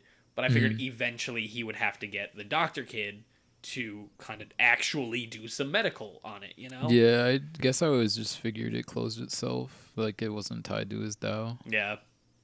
Yeah, because, I mean, I guess because at that time I figured whatever his wave energy shit was doing it. Yeah. Before I realized that is Tao. Yeah, I don't really remember much from like when he healed it, I guess. Yeah. So Zujin, which is the Tensen he's fighting. Right? Yeah, Shion's fighting. Yeah. Throws his own corpses at him. Yeah, because they don't take any Tao to manipulate. Yep. Just super good. And eyes wide open in rage, Shion vows to die before stopping in his warpath to kill this son of a bitch who killed his student. Zujin green goblins themselves. Yeah, he like picks up the blade and throws it. And he just stabs himself with it. Yep. Zujin reforms by keeping themselves in a state that's between male and female. Yeah. And they apply this to their Kishikai form too. And the fight has only just started. And then we get the dope backstory of Shion. Yeah, dude. Once his mom cut his eyes, I'm like, did she fucking blind her child to make thought money? the same thing. I thought the same thing. But he was like, no, I was blind from birth. And I'm like, all right, that's okay. It's such a good trick. Yep. And then it totally does add to the story too, right? Yep. Of like 100%. him being, oh, he got blinded in battle, and now he's just so good with a sword because of it. God damn. Yeah. And I love that he can read waves from birth too. Mm-hmm. Like, oh my god, it makes him so much more baller. Yeah. So yeah, his mom cuts around like over his eyes because she doesn't actually damage the eyes themselves anymore. She just cuts the eyelid and cheek area Honestly, They were just for scars. she did it super cool too. Yeah, with they the were like angle. slanted. Yep. Yeah. She at least knew how to do it. Yeah, you yeah. know? She's like, I'll make my kid look rad at least. You see, I am the strongest. Run while you can. I think the fuck not, you trick ass bitch. And then yeah, Shion's trying to protect Nurugai by taking on the entire fight of Yeah. fighting him, which is like that's totally within his character. Yeah, I like, mean, he explains it too. It's just fucking survivor's guilt. Yep, 100%. So fucking good. And this is when he stabs the blade into Sujin, and he's like, "I'll just stay here as long I think as it this is a takes." bit later. Well, that's the next thing you wrote. Oh, is it? Can we Oh, talk about alright. when he broke his sword on killing this motherfucker and kept fighting? Yep. How like Yeah. I think crazy that was. I was like, God damn, dude, he's so dedicated. He's fighting with a broken sword. So baller. Well, keep slicing, man. yeah. I mean, it's still sharp. What they estimated about 1,000, and he reaches limit like a fourth of the way there. Yep. And I mean, if Fuck, you're dude. expecting that much, right? When the fight ends, you kind of be like, "Oh, thank God." Yeah. You know, like that wasn't as bad as I thought it would be. Yeah, Shion has survivor's guilt real bad. And Shion's like, "Hey, you got to get out of here. I'll stay here the entire time. Yeah. I'll win." Yeah, as but- long as I'm here, he can't live. Yep. So And he's like, "You got to get out of here, though. You got to get with the others, and you got to leave." And she starts she to does. leave. Well, she does. She like leaves the building. She does, yeah. She gets pretty far out there. But then Tenza's ghost shows up. Yup. Tenza just Oh. right behind her. He hands her his blade, yeah. and it's like, oh my god, I love it. Oh, I love it so much. That's so good. Oh my god. Did you see his backstory and like how Shion actually like respected the shit out of him? Yep. With fuck. Just Dude. because he was just so unafraid to be who he was. This shit's so well written. And we didn't mention it, but Shion got into the Asamons because his mom lied about who his father was. Yep. So Yeah, he that had was to cool. pretend like he wasn't who he actually was. And that's a big part of his She whole said thing. his father was like a well-known, renowned swordsman, and that's why they kind of accepted him. The best part too is you see that even from childhood, and like they kind of like showed it already, but this just compounded it, that he has been lying about himself since birth, because he can see, Yeah. but he can't let people know he can see. And his mom showed him that he can't let people know that either, because that's the only way they can survive. So the whole time he's been, I must lie to myself in order to live. Yeah. And that's why fucking Tenza is also so good, is Yeah. because of how free he is. And it's like, oh my god, He's like, what so what? I'm a good-" fucking mook. I'm gonna fucking learn how to fucking be good. So teach me. Yep. I love these like shit. You're right. Yeah. Which is also because of that backstory of him lying all the time, why he took Tenza in, Yep. because he's like, you don't have to come from greatness to be an awesome. Yeah. He's like, look at me. Shit. Yeah, Well, I he sure didn't say wasn't. that, but yeah. So yeah, Nurugai gives Shion the biggest fucking hug ever. So, just thinking about it now, what's interesting is that Shion can't like judge the way like people are like feeling, like, because if he could do that, then he would have known that like he didn't die without regrets. It's true. So Yeah. that's probably not going to come up in any way, shape, or form. But I don't know. It's kind of interesting to think about Yeah, it is kind of neat. that like their spirit doesn't tell you anything necessarily about them. Yeah, it just tells you what they're doing. Yeah. It's a good pull. That's a good C. You know. Yeah. So yeah, Nurugai the girl gives Shion a big hug and is like, "No, I'll regen your energy. It's cool. We can do Right. this together." And then she's like, "You didn't see, because you were carrying me." Yeah, well, didn't Shion, see- well, she didn't say that. Shion was like, "You can't fucking be here. I have to do this because I let him die." Yep. Like all of the regret he felt as he fucking perished to this guy, and I had to run. They also say just you always have a plan and stuff, and he's like, "Yeah, well, I did the right thing by leaving like somebody I love to die," and he's like, "I can't accept this." Yep. And that's why he's going so fucking hard. And it's also one of those things where he's being selfish because he wants to do it the wrong way a little bit. He wants repentance. Yeah, he wants to like sacrifice himself to repent because that's the only way that he feels like he can. Yep. And that's when she's like, "Nah, dude, you didn't see it because you're literally blind." But he was smiling when you took me because that's what he wanted. That's a tearjerker right there, man. Yeah, that's especially because like when he like just screamed it, like he couldn't say anything. So then once he saw that he actually like heard him, that he just like was happy in that moment. So this is also a flip on that scene from Attack on Titan, but with true love instead. When Eren has to watch his mom get eaten by the Titan. Sure. When they're running, and she's about to call out to be like, "No, come back," and has to like stop herself because she's a human, she's scared and whatever. Yeah. But this is him doing it a different way. But instead, it's just pure bliss that she sees on Tenza's face. Because he's like, "You made the right choice." Yeah, they made it out. I didn't even notice if he did smile when he died.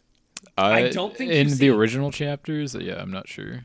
I don't have any memory of that. But I'll double check it when we're done, and I'll tell you guys at work tomorrow. But yeah, I don't think they show. Yeah.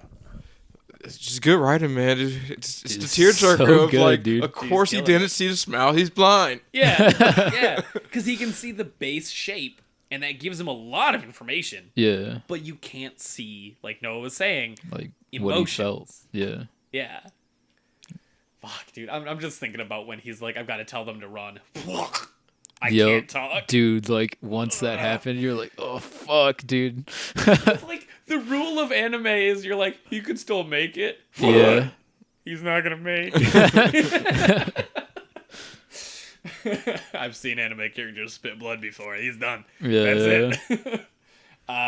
So Nurugai convinces Shion, "Nah, he's done. We can leave." Yeah. Well, he's like, he's not dead, but he's will be gone or dead by the time this guy wakes up. Yeah. So there's no point to stay here any longer. Yeah. Yep. And he's like, "You right."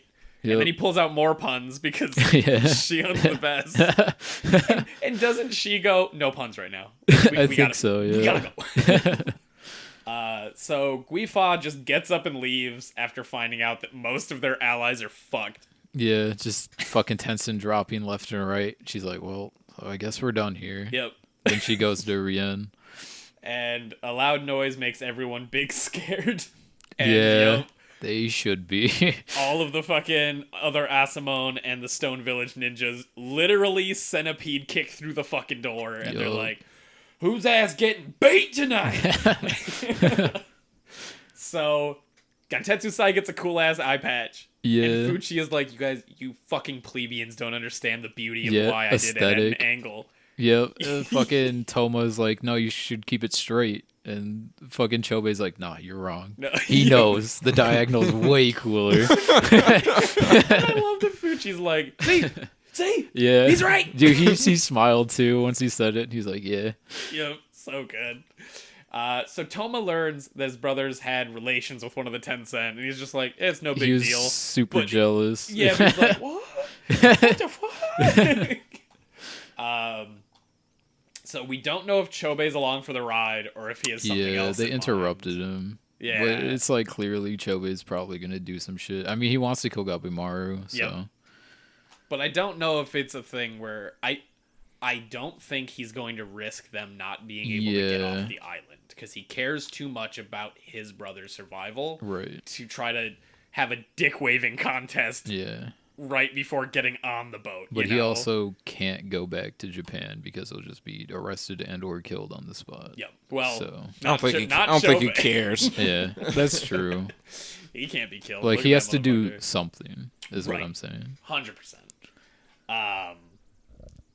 So Gabimaru also makes quick work of a bunch of ninjas. Yeah, they're like, he's just on the ground. They're like, we found him, now we can kill him. Just 4 dead people. Yep. It's so good because you're like, "Oh yeah." Yeah. And then this is also where we learn that Gabimaru the Hollow is an alias. Yeah, which is not a person. I love this. This is how you make a legend, cool, dude. This is how you fucking make a legend, man. This is how you make people scared of a fucking legend, man. Because we were talking about this while playing Neo, where it's like just the thought process of like they're sending Gabimaru the Hollow. That's impossible. I heard that motherfucker died 2 weeks ago. Yep. It's like, well, he's still here, so you must have heard some bullshit. Yeah. Like, nothing is scarier than an unkillable thing. Yeah. Right. Especially one that just murders without hesitation. Yep. And has that reputation attached to it. Yup. Fuck that shit. Like an unstoppable force of nature. You're just fucked. Yeah, you're done. You can kill him, or can you? Yeah. Like, don't even try is basically what they're telling you. Pretty much. Like, do you see Gabimaru? Bend over and just kiss that ass. Like, you're done. So yeah, Gabimaru is just a ridiculously efficient killer, and we also find out, ooh, love is in the air. Gabimaru has an admirer. Yeah. We also find out that he wasn't a murderer necessarily. It was her. Yep. Yeah, she was like doing all the fucking kills, which was crazy. Yeah, even like the Master Rock was like, "Who's doing this?" And he's like, "I think you know who's doing it." No, you don't. Nope. Which also means that obviously, and I kind of figured this, she's clearly the second most powerful of the ninjas that we know of. She's definitely more of like the what true Gabimaru, I guess. Yeah. And it's also cool because she is a inversion of Gabimaru's level of selfless love. Because her love is selfish. Right. Because she is, and it's like she's the perfect split of his wife as well. Because she is willing to kill anyone for who she loves, while Gabimaru is trying to kill as few people as possible because the shame of murder isn't something he wants to be attached to him for his wife. Like, out of love, he doesn't want to kill, but out of love, she does. Yeah. And it's like, that's... Like, he clearly wrote that on purpose. Yeah. Like, This guy's fucking great. he's amazing. As much as I love this, I can't wait to see his next thing. Yeah. Like, He's gonna get a next thing. I think If there's he no way has he more can't. stories that he wants to tell, Yeah. for sure. So yeah, everybody wants everyone else dead. What a change of pace. Yeah. And she be simping hard though, the true yandere, which is absolutely true. Yeah. And also we do see not the fight scene because you don't need to, but Gabimaru totally murks the old Gabimaru. Yeah, fucking just rips his head off. Yup. Or smashes it into the fucking ground or whatever. And I even now Gabimaru doesn't want to kill people. Like, he hasn't even met his wife yet. Yeah. And I love that he's like, this is tiresome. Yeah, he just looks bored all the time. Yeah. And like, it's great because it's kind of a thing of like, his parents instill that into him subconsciously as a baby because his parents wanted to give up. And Gabimaru doesn't care, right? Yeah. So like, is it his parents' will being passed on? You know what I mean? Like, Sure. because he doesn't give a fuck about the village. He's just, No. this is my life. It was a job. Yeah. So all that happens, and Rain realizes that his time might be short. Who's Rain? Rain? Yeah, R-E-I-N. Yeah, he's the main Tencent. Oh, Mei's like brother. Got it. Perfect. Yeah, the cavalry is here, and the stone shinobi just are getting rocked. And Shugen takes out an entire cavalry himself, and then the yandere bitch, Stone Ninja Girl, shows off her own ninpo, which is in front just, of Rian. Yep, which is just Gabimaru's ninpo. Yeah, Yeah. fire. Well, yeah, it's probably Acidic just blaze. the Stone Village stuff. Yeah. They probably all share the same. That's what I was thinking. But Yeah, it's but also we weird. we don't know. Yeah, because if everyone knew how to do it, and this is just spitballing, right? Then I feel like the ninjas would have tried to use it against Gabimaru. Right? Sure. So I think you're right that this is. Yeah, the I guess we village's don't know how techniques. special Nimpo is. Right. Yeah. Because I think it's a select few can use it, Yeah. but it's just I trained. never thought of it that way, but that's completely possible. Yeah. Well, I'm sure. I just we'll thought it see. was like, yeah, the shinobi of the Stone Village could just do stuff like that. Yep. I'd believe it. So, hey, our girl Yuzuhira isn't dead. Yeah, she comes in for the save. Yep. Of course. And yeah, who could have guessed? Sagiri can't bring herself to kill vicious murderers because the shogunate said they cool. And then Yuzu, of course, thinks it's cute. She's like, "Ah, that's why I love you're you, Sagiri." adorable. Isuzu finds Sagiri fraternizing with the enemy. Isuzu is the... He's the Genji's brother. Genji, the guy that you hate, his sister. The Got it. Asamon. Yeah. Yep. So I don't hate him. You said you fucking hate him. I just think he's a piece You'd of kill shit. him. Yeah. Yeah. Which he kind of... Dude, he has a great redeems story himself, too dude. with Shugen when he talks about him. When with like he him learns how wanting to read. write a love letter. Yeah. Yeah. Oh yeah. But He's great. It's cool though, but at the same time it just like increases the fact that like he loved that girl, but knowing how he feels about women in general is that he still just wanted that girl he loves to be an object. So it's like it lessens it, but I think that's the point, is you're supposed to be like, oh, yeah, he does love some people, just not Sagiri. But yeah, so the Asamans read off the crimes of the villains and say, nah, they getting executed. Yeah. Like, it doesn't matter. And then Shugen demands answers from Fuchi because he shows up with Gantetsu Sai and Fuchi, and he's like, hey, I'm a kind of a crazy asshole right now. Why the fuck you talking to that villain? You piece of shit. You fucking scum. And, He's like, well, I had to because you saw this island. Like, shit's hard out here. Yeah. And he's like, well, I'm here now, so just come over here and we'll kill this guy. and it'll be fine. You can kill him or me. It doesn't really, Yeah. So Gantetsu Sai tries to 5D chess his way to victory, like how he did with Gabumaru. Yeah. And Shugen's just like, Knock the fuck up. Yeah, knock that the fuck off, guy. Yeah, I'm talking, you animal. Yeah. And he's just like, So I didn't even like Okay. actually do anything. yeah. And so Shugen calmly is like, Fuchi, kill him. And Gantetsu Sai again is like, go for it, man. I get it. Yeah, he's like, well, you heard the man. Yep. And Fuchi's like, why you gotta make this so hard, asshole? Like, is this your thing? Do you get a hard on fucking, yeah, go up to your brother. It's cool. Yeah. Yeah, go ahead and kill me. I mean, Okay. same reason with Toma. Fucking distracted enemy is easier to deal with than a distracted teammate. Yep, 100%. And then Shugen notices that Fuchi defiled his sword by turning the sword guard Sword guard, yeah. into the eye patch. And it's not his sword guard, it's the other guy's sword guard, I think. The brother? The other Asamones. Because I don't think it's his. I'm not The sure. dude with glasses? It's got to be his. I'll have to double check. I don't but think I he'd do that. He definitely do it himself. I'm pretty sure it's his sword. It might be. But I think he says somebody else's name. But obviously don't quote me on that. I know Fuchi mentions Senta kind of taught him the meaning of life. Yep. So I don't know if that's what you're remembering or not. But Possibly. yeah, I don't think that's. But yeah, we can keep talking about So that the sword while- guard is the eye patch? Yeah. I didn't catch that. Oh, you didn't? No. That makes it even cooler. Yeah, he mentions it Yeah. here somewhere. Yeah. Yeah, right there. Your sword. You made the guard. Yeah, Yeah. yeah. You're right. You're absolutely right. I think it would be kind of shitty of him to take apart his best friend's sword, you know? Yeah. You're right.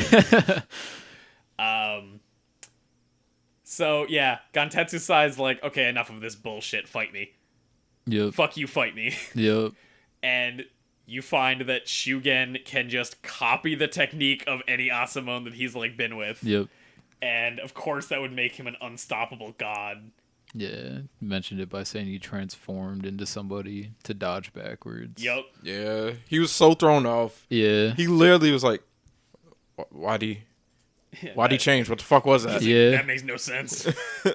And then he gets pushed back by Genji. Is that his name? Yeah, it's And that was a good way to show how powerful this motherfucker is, because what's the dragon guy's name? Gentetsu Sai. Gentetsu Sai is never thrown off. No. This whole time he's never been thrown off, but when he changed bodies, and Yeah, did that's that technique, a good point. he was thrown off, and I got scared. Shit. Because I was like, Yeah, I didn't notice that. That he's just been kind of like calm and cool almost. Aside from like just yelling at people. But, right, yeah. yeah. But that was just like a character trait. Yeah. Not true anger. Yeah, Yeah. Yamada Asamon Genji. Yeah. So some part of that is this dude's real name. Yeah, Genji. But yeah, this is where we get the cute story about him Yeah. learning how to write. And he had to recite his thank you note to Shugen in the middle of town because he didn't want the other Asamons to know. Yep. And it's like, you're the best. And then I love his fucking face. Because Gantetsu-sai is so good that he can see the, like, spirit behind where he's getting his power kind of thing, you know? Because he can see the real person he's fighting. Sure. Which is why he legitimately looks up, because he's like, oh, this dude's fucking yoke. Yeah, I didn't notice that he looked up at Genji, because he has to look down at Shugen because he's so short. Yep. Yeah, I didn't notice that so at first. Good, dude. So good. And then he fucking pushes him off. A guy that's like 2 feet taller than he is. And Gantetsu-sai is not a fucking shit. You know, like, he's not weak. Isn't that like the moon stance and whatever? I think it is, yeah. Which is what you use against the bigger dudes. Yeah. And then you notice that Glasses Guy and Shion are here, and I'm so scared. Shit. Shion. I don't want to fight Shion, and I don't want to see Gantetsu-sai fight Shion. You know? I don't think he's going to survive this battle, to be honest. He looks so scared in this frame, dude. Yeah, I hope Gantetsu-sai lives. I hope he does, love too. Him so much. But this motherfucker's a badass. Yeah, Shugen's definitely the strongest. So I wonder if he has never trained or been with the chill guy, so he doesn't know the chill dude's techniques. Who's the chill guy? The chill guy is the guy who made it back. Oh, the guy who doesn't want to fight. Yeah, the guy who's number 2. Yeah, he ran into the pirate, leader. right? He ran into the brothers, correct? Yeah, I think he is the one who ran into them. And honestly, I'm so scared about that, because I'm only scared because he seems like the kind of guy who'd be like, oh, you guys have an escape? Let's roll. Oh, or 100%. he could be like, I gotta fight you. Sure. Like, I really don't know which way it's gonna go. Yeah, I mean, because if Chobei attacks first, that's what I'm saying. Like, Chobei and Toma are definitely like the wild card, right? Yeah. If it were any other group, the plan to like just go onto the boat and leave would be great.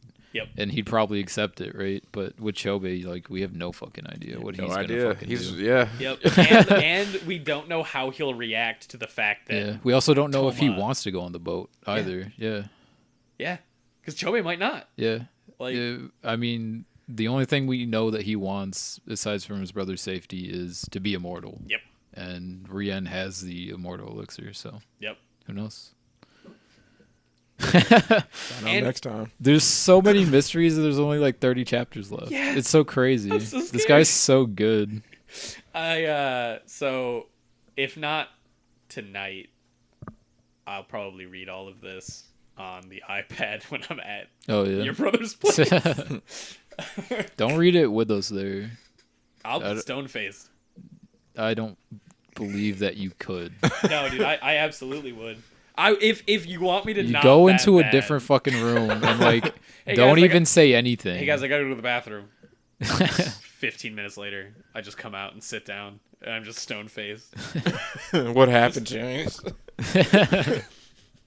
No, if you asked me that after that situation, I would just look you in the eyes, into your soul, and go, do you want me to answer that, Darius? Because that's what I say whenever you ask me spoiler stuff. It's like, are you really asking me that question? 'Cause I can't answer. I just got a like bad thought in my head. Yeah. It ends. There's an ending. Yep. What if he wasn't ready for the ending? It's a sunken rock ending. I don't know, dude. It can't be. Why? Like, let's get an anime. To be it had fair, to be successful. Yeah, to be fair, like, I guess we don't know how actually popular the manga is, because it's not in, like, Weekly Shonen Jump. True. It's in, like, Jump Plus or something. So, I mean, it could have been doing shitty. We don't know that. It got a manga. But it did get an anime. I mean, anime. So that's a really good sign. But it definitely seems like he knew where the story wanted to go. True, yeah. And it like, doesn't feel like it's going to be out of left field. And when there was still like 60 more chapters, when they were like, it's the last day, that definitely felt out of place. But now that it's where it is, like 30 chapters definitely seems like acceptable. Well, not like... I know what you mean. Yeah. We'll see who gets off this fucking island. Yep. I've been burned by too many mangas where the main character sacrifices himself to let everybody else go. I don't want to see that happen here. I love Gabimaru too much. Dude, I love all these characters so much. Dude, I told you, like, once this fucking anime comes out and they start making Nendoroids, I'm not going to be able to help myself. No, dude, you're going to buy them all.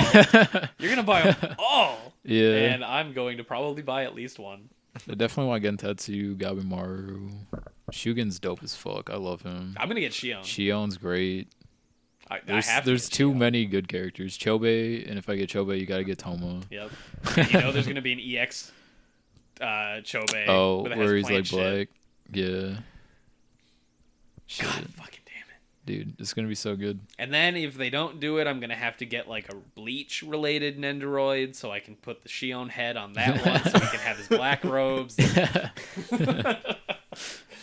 Oh, man. But yeah, so Hell's Paradise. Fucking killing it, like always. Yeah. I was telling my friend Jonathan, I don't know if you met him or not, but like, he should start reading it because this shit's going to blow up once this anime comes out. And it's definitely like up his alley. But Yeah, it 100%. holy 100% shit, dude. is. Like, it's so good. It's fantastic. I love that it's like finished. Yeah. Like with manga, it's so like just normal for it to be like 1,000 fucking chapters, Yeah. and it's And like it's so it's so upsetting. refreshing to just have like a contained story like that. Yep. That's why I like that 5 seconds in the future. Mm. And how I mean, God, there's another one that I was going to say, but I fucking lost it. So who gives a shit? Fuck me, right? Is that the manga with the kid that the Yakuza guy trains or helps? You were telling me about? The kid had like a shitty mom, and like she went over her boyfriend's house, and No. I know what you mean. You're thinking of Rikudo, and this is Hanemaru Zumo? oh, this is a sumo thing. Yeah. Okay. Super dope. Yeah, I think this has anime. I Oh think it yeah, does. No, I think now that you say it, it does kind of look familiar. Yeah, I fucking love this too. It's fantastic.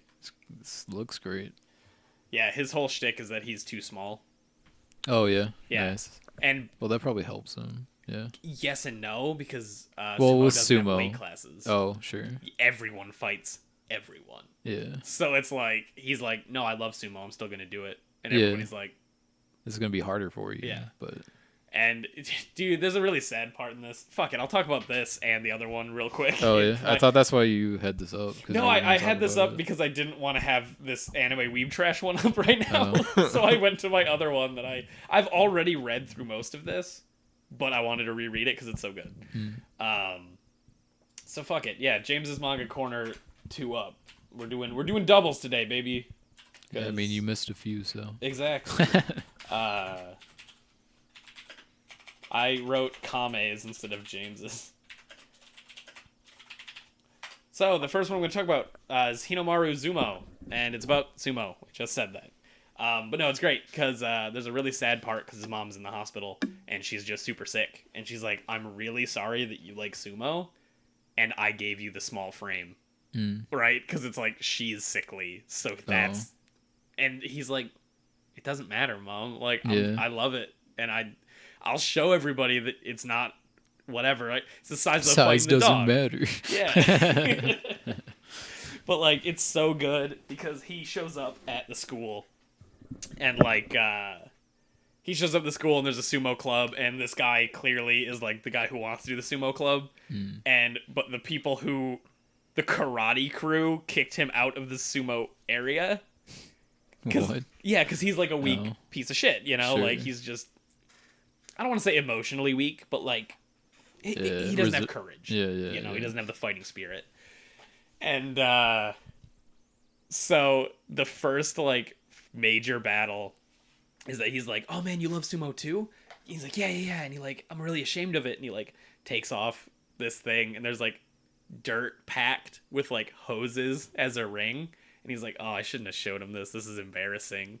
And the main character's like, I love it. Yeah. You want to practice sumo right here? And he's like, yeah, I do. It's very Eye Shield Nice. feeling. Sick. Which is like a good thing if you ever read Yeah, I was Eye gonna Shield say 21. it kind of looked like Ice Shield, honestly. Yeah. It's you'd love it for the same reasons you'd like Eye Shield. Okay. For reals. So then he gets to the place, like the main character, and it's trashed. Like the dirt's all kicked around and the hoses are like cut. And he's like, motherfucker. And he goes up to the karate dude and he's like, all right, motherfucker, fucking let's do this. And he's like, I won't even move from this circle. Because that's how sumo works. You can hit me as much as you want. And the karate dude's like, yeah, all right. And he starts fucking like beating on the dude. He's like, if I can stand still and not move out of this circle for 3 minutes, you guys have to get the fuck out of here. And he's just savagely beating him for like 3 minutes. Damn. And he doesn't even fucking flinch. He's like, is that it? You underestimated sumo, you little bitch. And it's like, ugh. Nice. And then, of course, because this is a manga, he joins up. Sure. And like, so teach me the way. basically, but like he does it his own way because slaps are a very important part of sumo. Mm-hmm. And so he does like that part of sumo. Oh, like and, the facet of it. Exactly. You and can knock a motherfucker out with the right slap. Oh, yeah, God dude. damn right you can. You've seen those slapping competitions? Yeah. Just And they all look like the fucking mountain from Game of Thrones. But yeah, then there's a little guy who like shows up who's even smaller than him. Oh yeah. Yeah. Shit. And he's like, dude, like, I want to join, and I'll do any dirty trick it takes to like win and help you guys win. Because they're like, we just need a 5th member, so I guess you're good for now. Like, kind of shitting on him. And like in the training match with the like coach who said that, he like grabs and takes off his like sumo the wrapping, and that would disqualify the guy whose wrapping fell off because it's a shame. Like that's shameful that your wrapping wasn't tight enough. Sure. And he's like, I will literally do what I have to win this shit. And they're like, we need someone with balls like that. And then the other member they get for their 5-man squad is a professional wrestler. Oh shit. And like he's a dude who like he was good at all sports, right? So he did baseball, he did soccer, he did whatever. And he kept leaving and doing other sports because he's like, all right guys, let's go to nationals. And they're like, dude, we're in high school, we don't give a shit. Sure. And he's like, I guess I'll move on to the next sport. And like no one cared about being the best. Yeah. And so he's like, if I do pro wrestling, I only have to care about being the best. So it works out, right? Sure. And then so he fights the sumo guy doing wrestling in like for like a what's it called, like a Exhibition. Yeah, but like it's the school exhibition where everybody's like, oh, come to our event, do this thing, whatever. Sure. And he's like, okay, I'll fight you with wrestling, we're doing it in the ring, but you lose if you lose by wrestling rules, I lose if I lose by sumo rules. Oh, and it's shit. like, oh shit, that's a heavy handicap. Yeah. And it's like, once obviously it's a manga, like the sumo, the pro wrestler loses, Right. and he's like, oh man, that was really cool, so what are you gonna do? And he's like, isn't that obvious? We're gonna be the best in Japan. And the dude's like, my home, I want to be the best in Japan.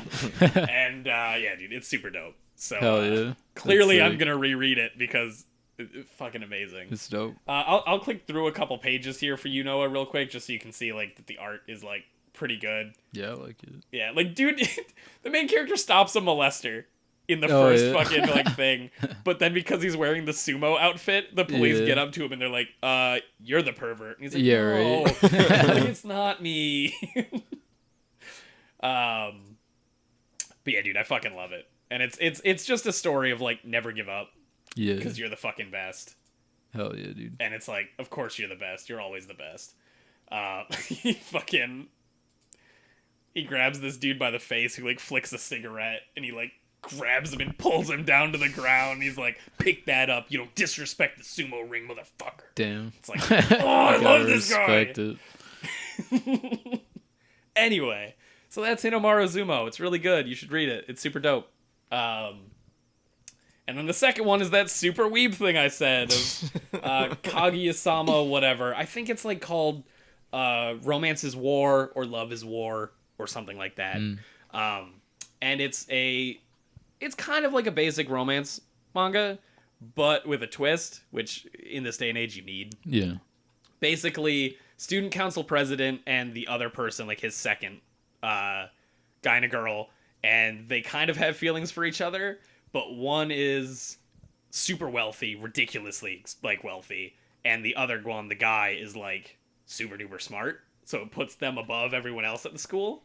And they're like, to say that you love somebody is a sign of weakness, and it shows that like you are the lesser person in the relationship because you were like, I love you. Right. And the other person, it's on them to accept or deny, which gives them power over you. Sure. And they both feel that way.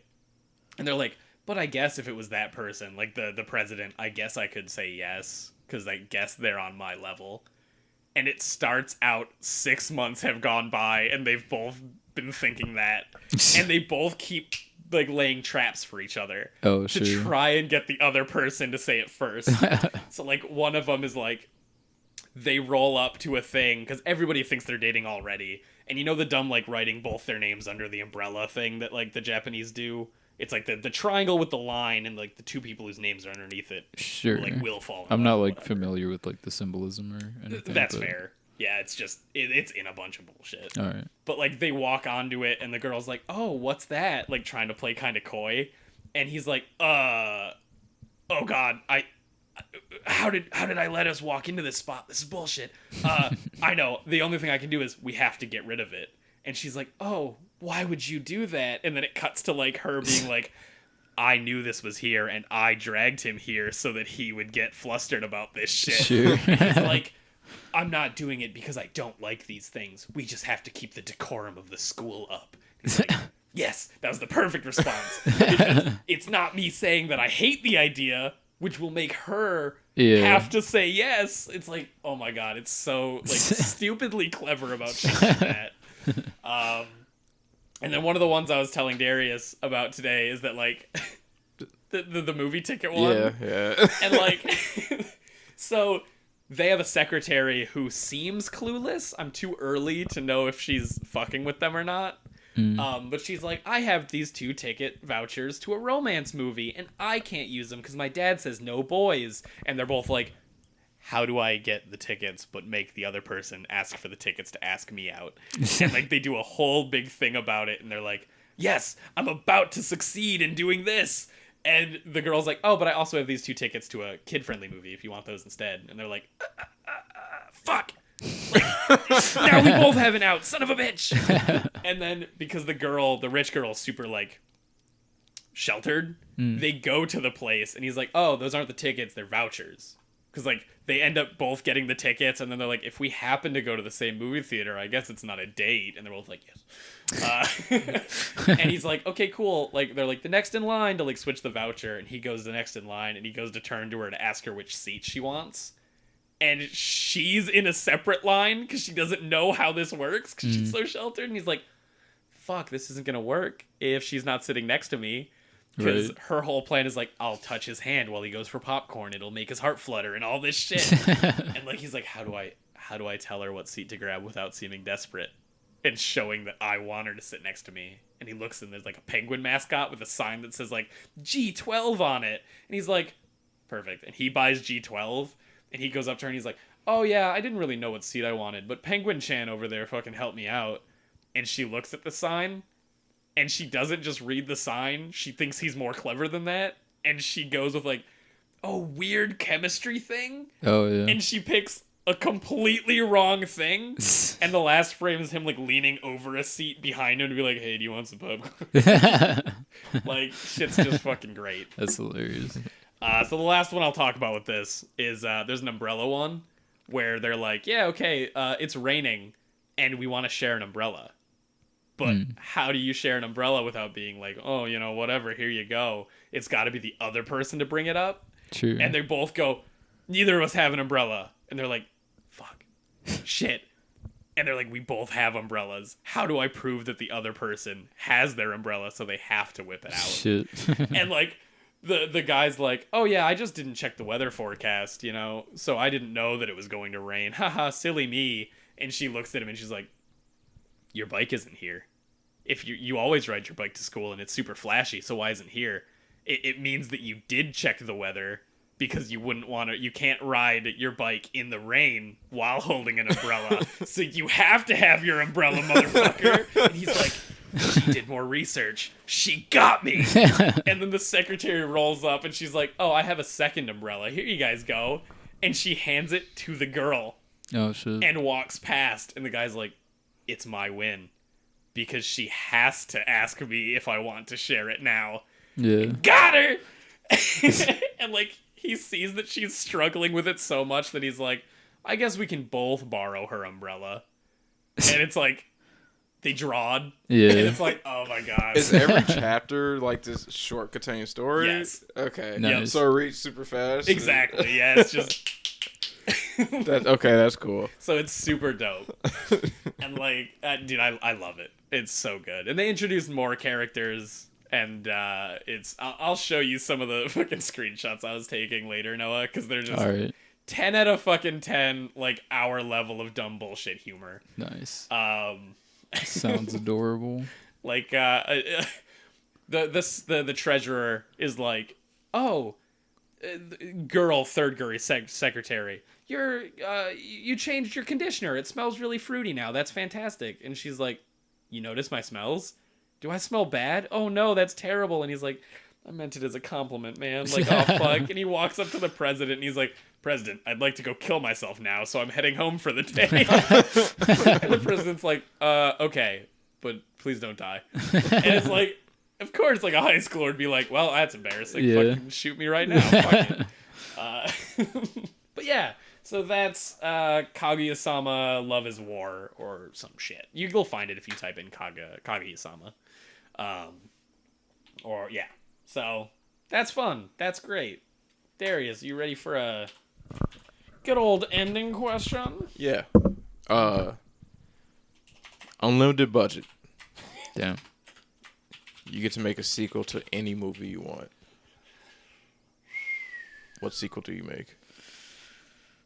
You can't do a remake. It has to be a sequel. Ooh.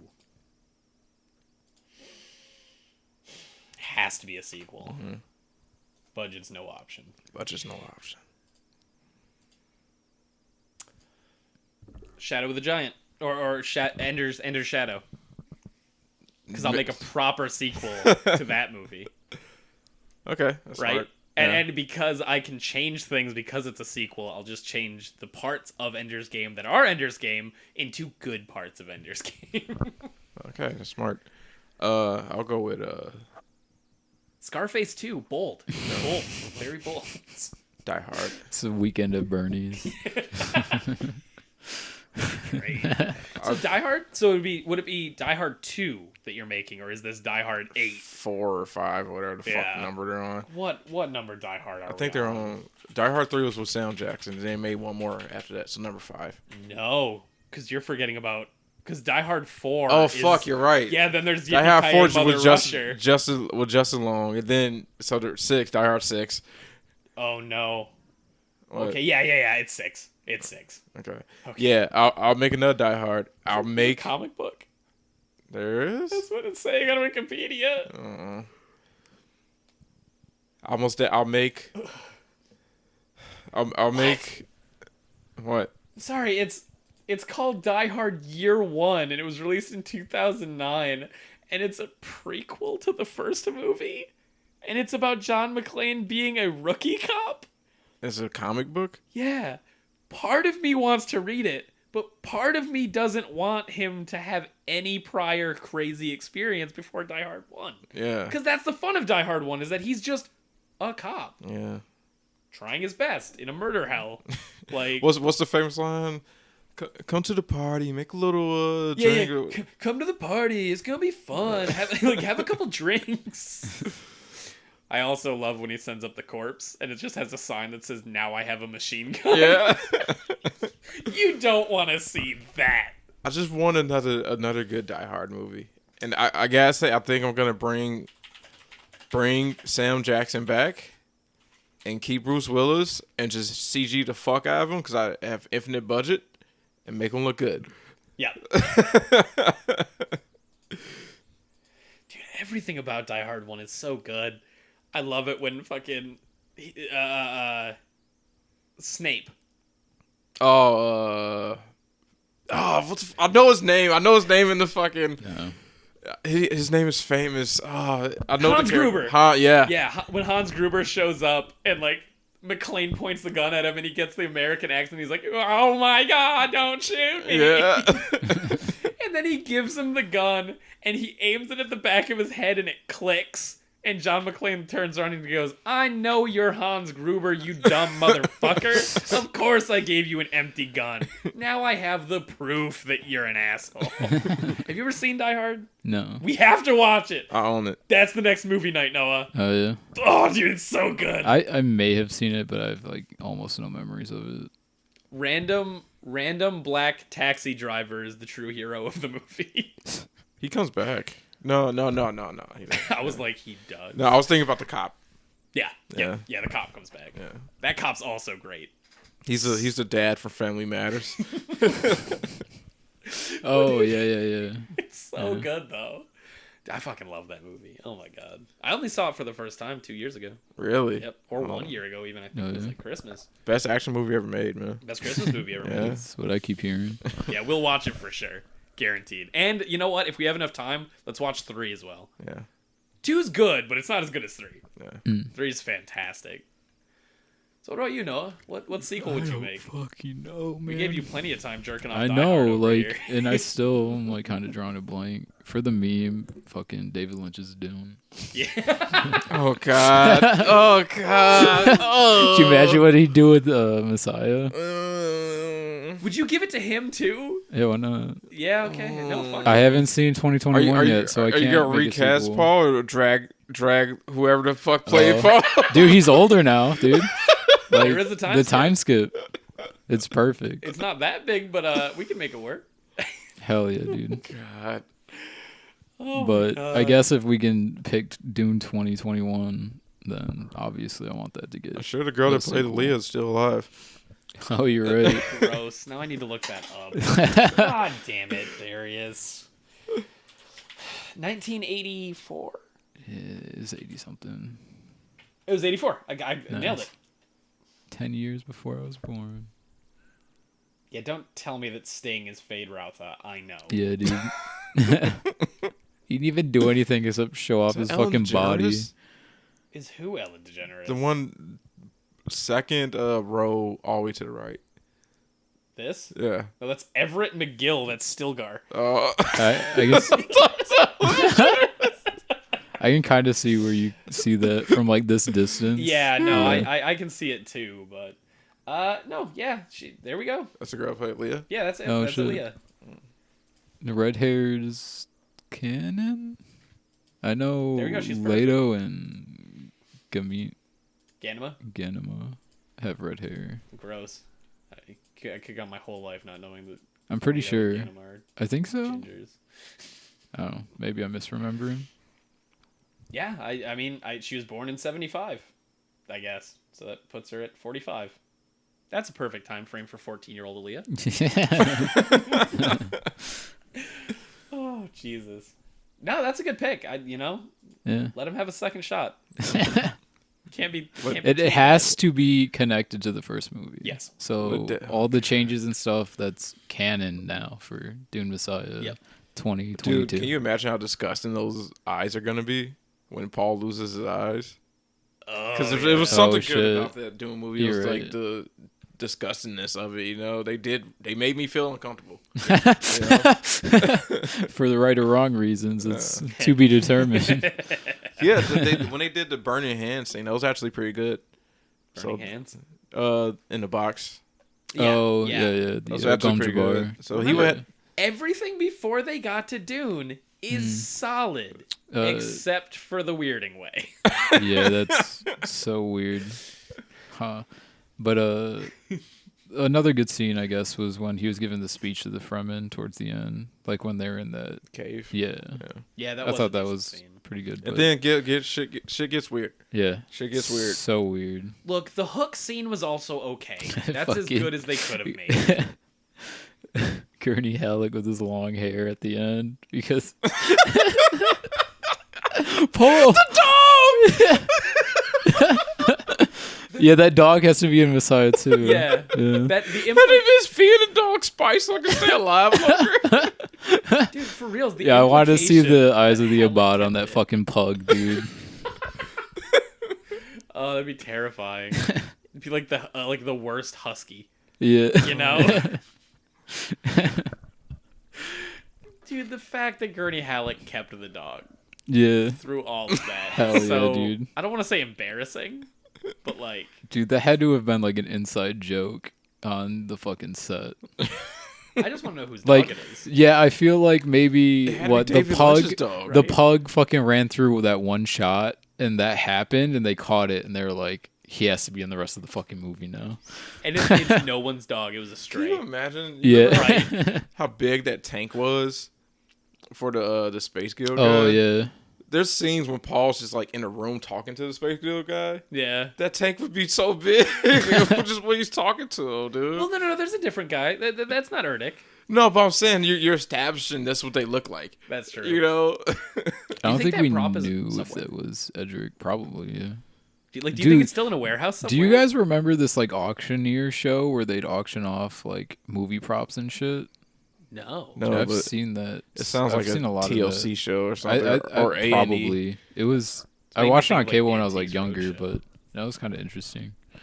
Because I want to be the guy who opens up a warehouse and like pulls off a sheet and they're face to face with that fucking Spacing Guild thing. Yeah. The fucking walnut. Dude, they don't know man. what's in it. This is just pulling it off. Dude, the second they shine a flashlight into it and they're just "Ah!" They like, see through the fucking orange mist. dude, it would be moldy too. Yeah. Because like those types of like puppets totally Oh rot. yeah, sure. Like, oh my god. Ugh. All right, thank you for taking time out of your day to listen to us. Yeah, this is a super fun podcast. Yeah, it was a good one. I dig this. Yeah, thank you for listening. You're beautiful people. You're fantastic. Steam game's still up for grabs. Just saying. Oh yeah, it is. Yeah. Yeah. It's kind of embarrassing saying that now. Yeah. I mean, 2 it'll months just be a out. fucking running joke. It's true. Yeah. And then I'll just every time somebody 5 message years me, from now, people are gonna like watch the first episode and they'll be like, "Oh, somebody already has it." Yeah, They reach joke's the on fuck- you. Yeah. But I was gonna say, like, here's the thing: is just running gag, right? Mm. Anytime someone messages me about the timestamp for any of these episodes, I just buy them the game, Oh shit. so they feel like they're the first person every time. Just so you guys know, Metal Gear Survives on sale if you want it for free. Yeah, right. $7.49. Put it on your Fuck wish that. list. Disgusting. And we can get you Avengers as well. Yeah, Oh. yeah, it's true, I've been thinking about playing Noita. dude. I want to play Noita That so shit- bad. Yeah. That's the side-scrolling roguelike wizard game Yeah. where, like, dude, you get stabs that do dumbass bullshit. Like, scatter grenades that'll blow your ass up. I watched like so some fun. video about it. He was talking about how like the first boss is like so unintuitive and like just weird in the way that like he copies like your spell. So if it's good, he just kills you. But most of the spells in the game kind of like hurt yourself. So if you build a wand that's like throwing buzzsaws that come back at you, he'll just shoot blades at himself until he kills himself. Oh, that's cool. That's super cool. Yeah. There's a couple of weirdly enough, there's a boss like that in Castlevania Symphony of the Night because it's a doppelganger, but it takes whatever you have equipped. So you just unequip all your shit when you go into the boss room, and then he has to fucking throw hands with you. But it totally works because the second he spawns in, he's like, "Haha, I've got fists," and he looks up, and you've got like God Dick Sword +3, and you're just like. Chop him up like a chef. That's Like, super it's smart. fucking amazing. It's great that they did that. Oh yeah, because Yeah. like they knew what they were doing, Yeah. right? Like, so good. But yeah, thanks for listening, everybody. You're our hero. We want to hear what your sequel ideas are in the bottom. Give us every juicy detail. Make it good, make it bad, but make it your own. You say juicy detail. I just thought about someone being like infinite budget porn sequel, you know? Yeah, right. Like the Pirates movie, the first HD porn. Now it's the first 8K porn. Oh God. Goodbye, everybody. Bye. Goodbye.